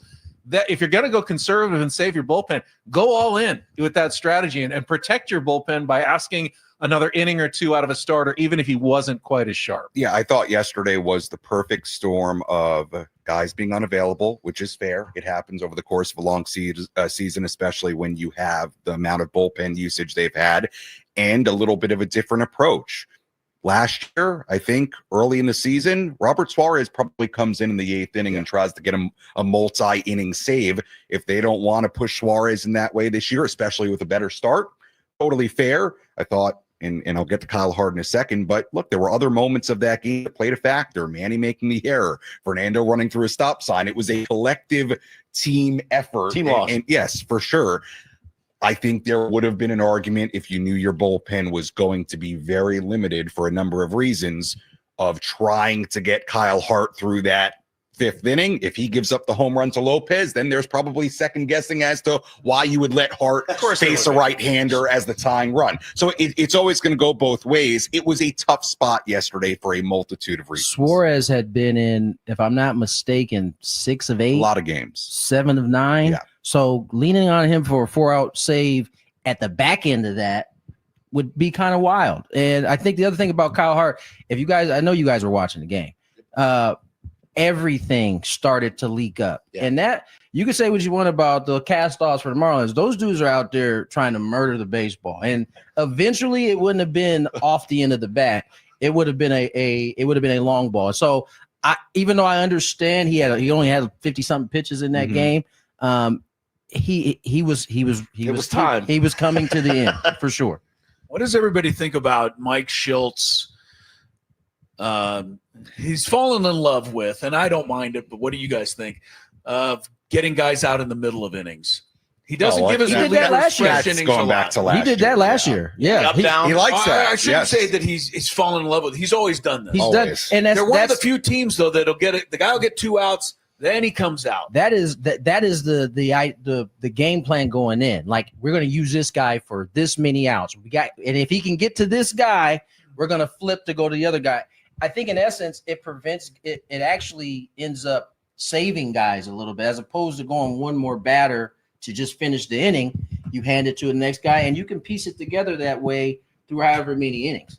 Yeah. Can I say one more thing about the bullpen? Somebody that immediately came into my mind yesterday that would have been really valuable in a game like that was Brian Hoeing, who should be back pretty soon here, because yesterday would have been a game with Kyle Hart on the mound, assuming Hoeing was available, where righty batter, 6-3 game. We know Hoeing could give us multiple innings after that. Quality pitcher, go get that batter and go get the next 2 innings. I think they've missed that a little bit, having a real quote-unquote long reliever, which they haven't had, and a quality one in Hoeing. And the good news is that Hoeing continues to rehab, and I would presume is going to be back pretty soon. He immediately came into my mind yesterday as somebody they could really use. Let's be honest. He's probably relieving Kolek in the second or third and the night before in the game you can't view it in a vacuum either. Right? Yes, of course. He would have been part of that attrition. Yeah. That's what I was going to say. It's kind of, I know the situations were different, but it was kind of interesting to me to see Stephen Kolek give up 6 runs in the top of the first inning and then just throw him back out there. He figured it out. He got some more innings, but Kyle Hart faces a little bit of pressure, and they pulled him. Again, that comes off the back of that bullpen game that was, 2 nights before? Yeah. And so maybe they had no choice. At that point, they didn't have a choice. They got a running back out there and hope that he can kind of get it back together. And to his credit, he did. And by the way, Stephen Kolek was probably a handful of pitches away from maybe not getting You're right. So You're it could have been even worse for yesterday's 100%. game. So, yeah. I think ultimately for me, from the bullpen issue and beyond, it comes down to that I, as a fan, I trust the Padres decision makers, whether it's AJ, Mike Schilt, Ruben Niebla. It was a hard-earned trust. I don't know that I was. I don't know that I always trusted AJ. Certainly didn't trust Mike Schilt when he first got here. They had to earn that trust. But at this point, for me at least, I may not understand every move that they make, and maybe I won't ever. They can't explain it to me for whatever reason. But I think the guys know their stuff. I think they're looking out for their players. They're looking out for wins. I trust the decision makers of the San Diego Padres. You guys mostly agree with me as well? For sure. Yeah, for sure. Yeah, which is a good place to be if you're a fan base, because not every fan base can really genuinely say they trust their team's decision makers. We haven't been able to do that here for a long time. So. I understand where you're coming from, Ben, because I trust you. And it was a long time coming. You're welcome. Thank you, Chris. Well, you might not trust me after I throw another roundtable draft at everybody. It's our roundtable brought to you by Roundtable Pizza. It really is pizza royalty. So we're officially exactly 1/3 of the way through the Padres season. 54 games down, 108 games remaining for your San Diego Padres. And I think about 3 weeks ago, this question wouldn't have even been worth asking. But with Fernando going into his slump lately, the draft question is, who is your first third MVP for the San Diego Padres? You can make an argument, but you can't take anyone who's already been taken. And here's our draft order. I just randomly selected. It's going to go Tony, Sam, Scraby, Woods, Chris, and I go last. So, Tony, you get to go first. Who's your first third MVP for the San Diego Padres? Man, this is a tough one. Yeah. I'm going to say it's Manny Machado. Okay. Came down to him or Pivetta because they've both been really good from the start. But it's amazing to me, and I think I'm guilty of it too. I think we take him for granted in terms of like the things he brings to the ballpark every day. And watching him start this season, he's 35 away from 2,000 and 2 away from 350. It kind of brings it all in perspective, and we're getting to watch, it more than anybody else he's ever played in front of. I think when Manny's going, typically the team is going too, and so I would give my third MVP to Manny. Sammy, you can choose anyone but Manny Machado now. And I saw you a little frustrated. Yeah, frustrated. There's some good choices left, Sam. Well, I wanted to do like a minute defending Manny's honor. You don't have to. I do it enough. Which I've had to do a lot lately. Me too. He's not clutch, Sam. To me, it's going to be either Pivetta or Sheets. I'll take Sheets. It'll give me an opportunity to talk about Gavin Sheets. I mean, what a story he's been. And if Gavin Sheets wasn't producing at the level he's producing, that would be another spot in the Padres lineup, whether he's left or DHing or wherever he's playing on any given day. It would be another question mark and potential issue in their lineup, and wherever he is, it just hasn't been. And nobody could have predicted when he walked into the clubhouse in Peoria on a minor league deal that he would end up being what he's been and really translating what we saw in spring training into the regular season seamlessly. So sounds familiar. Yeah. From 2024. Yeah. So Jerks and Profar. Right. Yeah. I mean, he's almost in a different way, like this year's version of Jerks and Profar. So he's been so good. He's been such a pleasant surprise. He's already got more home runs this season than he had in both 23 and 24. He's a great clubhouse guy, says all the right things, has made adjustments, listens to the coaching staff.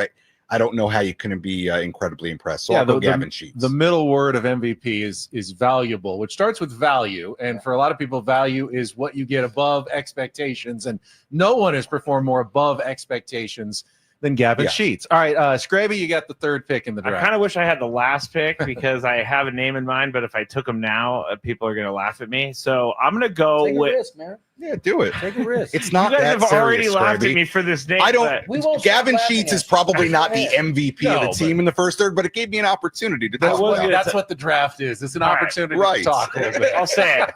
Tyler Wade has been extremely I like it. He's been extremely important to this team because Jackson Merrill was out almost a month. He filled in seamlessly. You put him anywhere on the field, he could do it. He won the game the other day on the wild pitch. if he's not on this team, I don't know where they are in regards to what they would have done with Jackson Merrill out. So hit over 300, baby. Hit over 300 in that span where he Thank you, Sam. Oh boy, I'm all about Tyler Wade. He's got one of the top ERAs on the staff as well. I'm sorry. Totally understand where Scraby's coming from here. He's a dual threat. Scraby, I love you. The GM that takes Tyler Wade third in the draft just got fired, unfortunately. All right, pick number 4, and for that, Tyler Wade's off the board. Just for that, we're giving you your own afternoon show for the next 9 days. You guys laughed at me because I said Tyler Wade was going to be an X factor back before the season, and he has been. To my own horn over here. Oh, it's very obviously Luis Campusano. No, I was joking. No, I'm going to go with I'll go with Robert Suarez. A very calming presence at the end of games. And as we've mentioned, maybe would have liked to see him yesterday, but was not to be. But came into the season, we all remember the rough stretch last year. And boy, he was incredible the first 54 games of the season, Ben. And, you feel good when he's in there. 2.35 ERA, 17 saves right now. That's pretty good first third. We have a Shedeur Sanders situation developing here in our draft. Chris, you get to go 5th here. He took mine. Okay. I was going to take Suarez. All right. Oh, I thought you were pointing to me. No, yeah. No, nobody's going to point to you on that one. It is funny because we keep saying the closers are a dime a dozen, anybody can do it. But evidently not. I mean, teams paid a lot of money for a lot of closers this year that are terrible. Yeah. And it is a great luxury for the Padres. I think it's interesting that Jackson Merrill and Fernando don't have a vote yet. Jackson obviously was hurt. Fernando slumped, but I'll still say Fernando. Oh, sure. There you go. I mean, he had to be taken at some point, people. He went a month and a half carrying the club. Not carrying. Nobody carries this club. That's what I like about it. But he's been as good as anybody. Defensively, he's, been solid. The running through the stop sign is fresh in everybody's mind right now. But what's not fresh in your mind is dashing home from third to win the game when the ball's 1 foot away from the catcher. I don't think the coach told them to go on that one either. You get a little of that, you lose a little. Fernando's the most exciting player on this team, and I think he'll be back. In a big groove here soon. So I feel confident I can go with him. And even during his slump, I can think of 2 games that he won on his own. The walk-off home run in the game in Pittsburgh. And if he doesn't do what he did in the first month of the season, who knows where they are in that first month, and then they don't bank as many wins. So in a serious sense, I think Fernando's got. By the way, I just figured out what you mean by the Shedeur Sanders situation. Yeah. I'm hoping someone will say Fernando. Well, at some I didn't point, say that because you said that. The guy I with was 13 home runs, who was clearly the best player until about 2 weeks ago, had a walk-off home run about 2 weeks ago. That is indeed a part of the third of the season. Yeah, it has to be taken. It's recency bias. Yeah, a little recency bias. Recency. All right, well, I'm left with the last pick. I think Sammy mentioned him but didn't take him. So I will take Nick Pivetta as the guy who you took Nick. You mentioned Nick Pivetta. But you got a mention or two, but he's available. I feel like where would this pitching staff be? It'd be good, but it would be a whole different complexion if Nick Pivetta had not been added and produced the way he has over the first third of this baseball season. Tony, you're not the MVP part, the value over expectation. He is definitely provided a ton of value over expectation, and he's kind of I like watching him on the mound, man. He has got an edge to him. No doubt. It reminds me so much of Kevin Brown in so many different ways. Except off the field, he's very nice. Kevin Brown was not super nice, and like Kevin got meaner, really polite, and all of that. Yeah, Kevin didn't have that off the field part. He carried it all the way through. He did. He definitely did. There's something about a starting pitcher having to talk with themselves during their start that I love. It's just a kind of craziness. I know the situation happened in San Francisco, but I think it happened. Maybe it was in Atlanta, but. They came out, they talked to him with a runner on second. He got out and he immediately turned back to second base. Running mouth. It was just like, all right, I see. I love that about Nick. And if he wasn't there, if they didn't sign him, who would be throwing some of these games for the San Diego Padres right now? I mean, he's really kind of been the glue that has held the entire rotation together for the first third of the season. It's been a good rotation for the most part, even though C struggled for a little bit and they've had to go to some of their fifth and sixth guys. Pivetta has kept this, I think, together, and that's an extremely valuable thing. It's such a luxury to have two guys in your rotation that every fifth day you're gonna have them. Pivetta and even Cease. I know he struggled, but you're gonna get innings out of those guys, and this early in the season, that's so important. For all of the people that will argue against AJ Preller's ability to put a team together, and that's a really long line. I mean, if you present a case of Gavin Sheets and Nick Pivetta as two additions in the same season, how many general managers have been able to duplicate that this year or any year? Yeah, he's done it in back-to-back years. Incredible, these two guys. And I believe, what are they paying Nick Pivetta, like $1 million this year? Yeah. Crazy. All right, we're about halfway home. I see a lot of complaints. It's our Roundtable Pizza Roundtable, brought to you by San Diego Roundtable Pizza. It really is pizza royalty. See a lot of complaints about a perceived lack of transparency from the Padres, especially when it comes to injuries like Michael King and Yu Darvish. Hardly unusual. Teams are all very, close to the vest when it comes to these injuries. But I want to ask you guys, how much information do you think a fan base deserves from their team? Since they're the ones who are footing the bill, after all. They're paying for the tickets, the concessions, the merch, the TV deals and packages. They want to win, obviously, but how much information? Because fans get so frustrated, Sammy. You have to deal with them on the postgame show. Why are they lying to us about you, Darvish? Why are they lying to us about Michael King? We hear this a lot. So how much info do you think the fans really deserve? Well, I don't think the fans are entitled to all the information that's going on with players' health and the team in general, and very rarely are they being given all the information. I think in this particular case, if you want to look at Darvish, if you want to look at King, whatever injuries, Merrill's injury, I think when you hear Mike Schilt talk post-game, he definitely typically leans on the more positive side of things, like he typically does in general for everything. I think obviously when it doesn't sound like a big deal, an injury initially, and then we find out a guy is going to be out for a long time, it's never going to be a great look or feeling for the fans, because it's like, oh, that the team lied.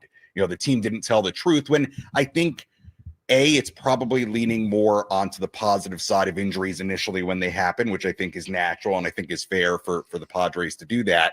And I also think, and I think right now with Michael King, we're seeing it, I also think it takes time for teams to understand what exactly an injury is and the severity. And sometimes it does take some time, and we're looking for immediate answers. Like, Fernando gets hit by a pitch. How long is he going to be out? Well, sometimes it's not as simple as that. If he hasn't broken a bone, they got to see how he wakes up the next couple of days.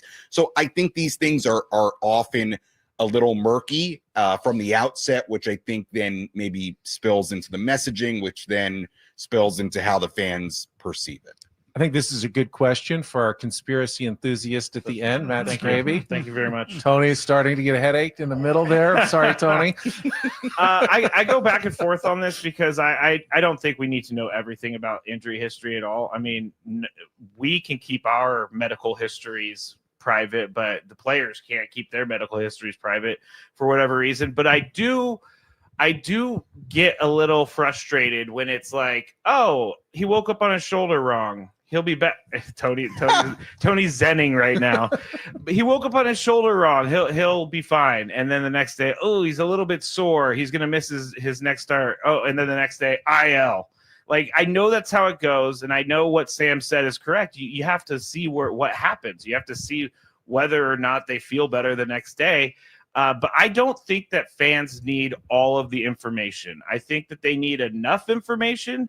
I think maybe Yu Darvish is one of those things where is he? Like, no one has any idea where Yu Darvish is. No one has any idea when he's coming back. And he's one of the higher paid guys on the team. So I think that when you're paid highly, I think that is where you have a little bit more of a responsibility to tell the fans. I know about every online appointment you make at Kaiser Permanente. That's true. So, I mean you're pretty transparent about your health history over there. Think about that. All right, Tony, before you explode in the middle, I'll let you just go ahead and say your piece on what the Padres do and don't say about their injuries. I understand people want information, but I think they should be given as much information as they can actually understand. Scraby case in point. He brings up the shoulder. Why is it so hard to believe that on the 15th different bed a guy has slept on this year, that he wakes up and his scap isn't feeling right? They say, all right, you know what? We'll give it a day. You'll be back tomorrow. Meanwhile, they got to go out and have a bullpen day, right? So they have the bullpen day. He comes in the next day. I still feel the same thing. Do they say, you know what? Let's wait another day. Have another bullpen day. You can only get 26 guys on the roster. Yeah. So he's taking up a roster spot. And I think Sam's point is really important. I know we have the best technology we've ever had. We got imaging and things at a much faster pace. That does not then mean that you understand why the said player is feeling these things, because you can see some pictures. The reality is it works both ways. Those same shots can show a clean shoulder and a guy have symptoms of pain. Flip side, it can show a crappy shoulder and a guy be able to pitch a whole season. So this isn't an exact science in terms of figuring out why a guy is feeling like this and the type of information you got to give. So does Mike Shildt look any better if he comes like, listen, guys, I don't know exactly what's happening right now. King came in and said his shoulder. I don't know. I can't tell you anything. And would you rather him do that, or would you rather him come out and say, listen, he woke up, his scap was not feeling great. We're going to give it a day and see how it goes.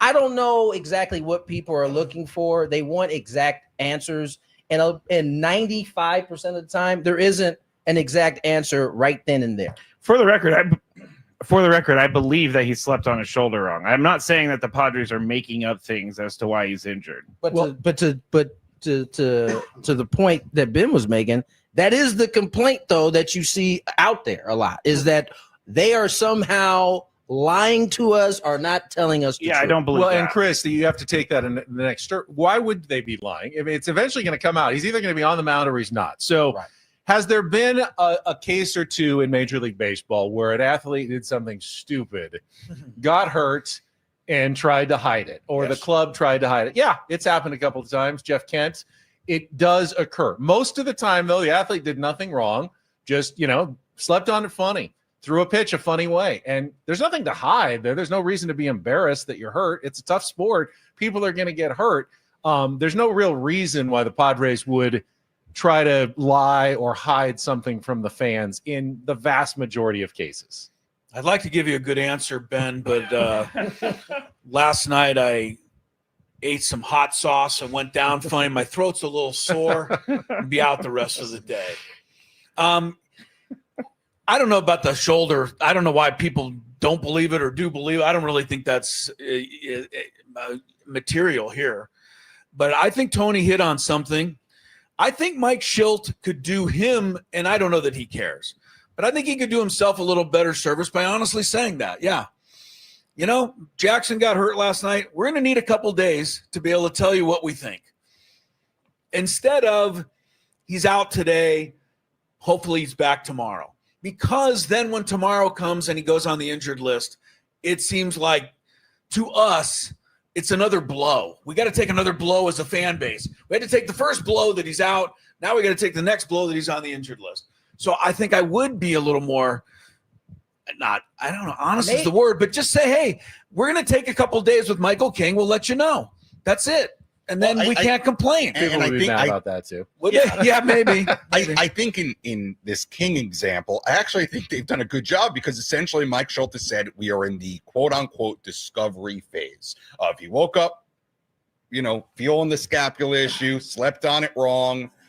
We haven't heard from Michael King about it, and they've said, hey, later in the week, we'll have some more information on you. We're trying to figure it out. I think in this King example, they've actually done kind of the perfect thing of saying, yeah, it's a little weird. It's a little unusual injury. We're trying to figure it out. We'll have more information for you later in the week.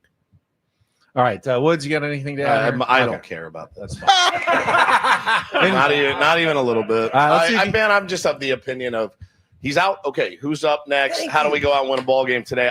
That's really how I operate. I've learned over the years that all of this is out of my control. All of it. This has been happening for the whole history of baseball. We just didn't have this kind of insight in the past. Well, let me ask you again. Who's the best at it? Who's the best? What team should we model ourselves after? Who's the marker? Who do we go to? Injury we were more like the Diamondbacks. Tony La Russa. It's like I think they handle it in the best way they see fit, and you have to make decisions. Here's what I do know is Mike Shildt really wants to win a lot of ball games in a World Series. I know that. I know it. I'd bet my house, my kids on it, man. Really, I know he wants to win a World Series, so they're going to do what they need to do. But I don't feel deceived. I don't feel shortchanged. I don't feel any of those things. I go, oh, that sucks. Who's the next man up? How do we win against the Pirates tomorrow night? It's kind of like the low hanging fruit that you were talking about. Just get mad to get mad. It's the easier thing to kind of get mad at, point at and be this mad organization. Whatever, man. I think they're all this way. And ironically, the team with the most injury issues and kind of, I guess, question marks about what's going on is the team up north. Yeah, no doubt. Yeah, no doubt. It's our 97.3 The Fan Padres Roundtable, brought to you by San Diego Roundtable Pizza. It's Prilipi's Pizza Royalty. We're commercial free.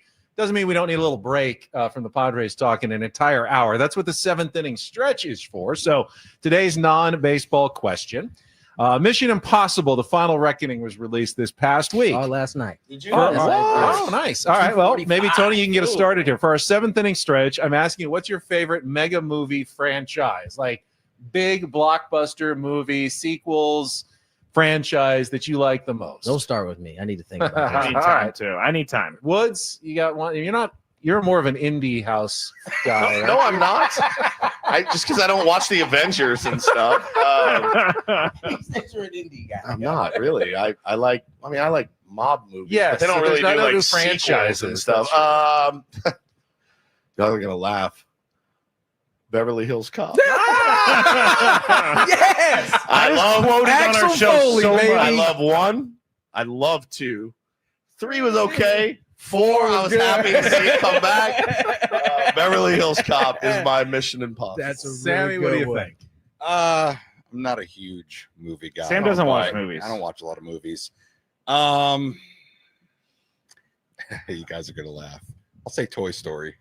Okay. I'm not mad at that. It's probably one of the better Toy Stories. It's not bad at all. Great movies. All right, and Chris? the fact that they came back with, I think it was Toy Story 3, I think it was amazing. I think they're coming out with good another sequels. one. On Years Toy later Story, yeah. was unbelievable. Yeah. Toy Story. Chris? Boy, Jaws is out. Ooh, got really bad. Yeah. Godfather won 2 Best Pictures. Yeah. That's going way back. Call it a mega But that's movie hardly franchise. a franchise. 3 is. I mean, Yeah. there's 3 3 of them. but yeah. Yeah, because you called Woodsy the indie heart, but that's me, honestly. I really am always looking for a movie that's different. And when I see one that's the same or a franchise, I dismiss it almost immediately. So I don't have, no Star Wars. Or I anything didn't. like that? Of the Fast and Furious 10, I saw none. Yeah. So Star Wars, not my thing not either. your So thing. I'm gonna say Baseballs. I'm gonna say Godfather. All right. because it's the only thing I got. Since you two wanted the most time to think, I'll go with my childhood love. I was obsessed with Back to the Future. All of the Back to the Futures. Dang it! That was mine. Number 3 faded a tad. Yeah. A little bit. I but love 3. I 1 still and like 2 how are it good. ended. I loved, going with the train at the end. It was a good dramatic closing there are scene. multiple Back to Hey, the and Future. There's 3. he doesn't even know that there are 3 Back to the Future rides at Universal Studios. I mean, this is Jaws. That one did not age well at all.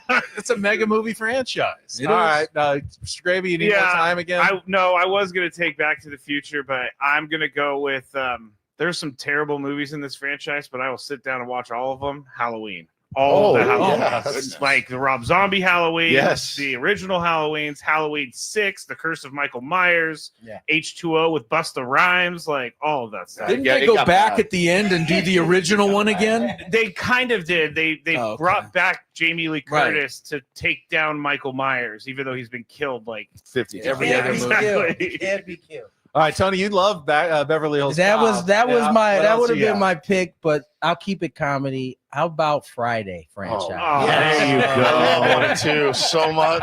They're having a 4th coming out soon. Do they? Yeah. Oh, the man. last Friday. I'm What looking was forward to- 3? 3 was the one with Cat Williams. I didn't like that one, but I love 1 and 2, and I'll watch 4. Yeah. For sure. You've never seen any of them, have you? I have. I've not. You should. You'll get some laughs. You've never seen the first Friday? You'll see some laughs. You'll get some laughs for that. I have not. Unbelievable. Which movie franchises hit the highest number? Friday the 13th? Ooh, they had. Like, didn't they get the 13 Marvel, there's episodes? been like 40 movies at this point. If you count that, and Star Wars, there's been 10 or whatever. But Back to the Future was a close. That was a good one too, though. I like that. All right, let's get back to the baseball. Padres mentioned it earlier. They begin a stretch of 26 games in 27 days. This is a dangerous part of the season, and also for Tony's home life as well, coming up. And they're doing it now with a rotation, at least at the moment, of Cease, Pivetta, Vasquez, Kolek, and Hart. How are they going to manage getting through some tougher opponents, no off days, a bullpen that's already tired, and not knowing if they're getting Michael King, Yu Darvish, maybe Matt Waldron back during this stretch? This, I think, Tony, this is a tough portion of the schedule. We got to keep an eye on this. It is. You got a 4 against San Francisco. You got 7 against the Dodgers. You got another 3 against the Diamondbacks, and you got the Royals scattered in there as well.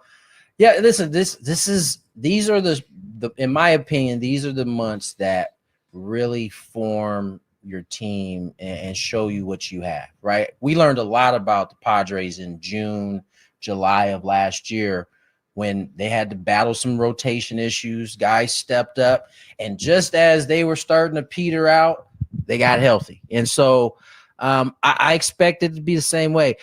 The reason why I feel so good about this team is, having been around these guys for the last 2 years, they just have a belief about their work and what they're putting in. And as much as sometimes it may feel, because when we were winning, it didn't feel like we were going to lose. I think you brought this point up. And then when we were losing, it felt like that was never going to end.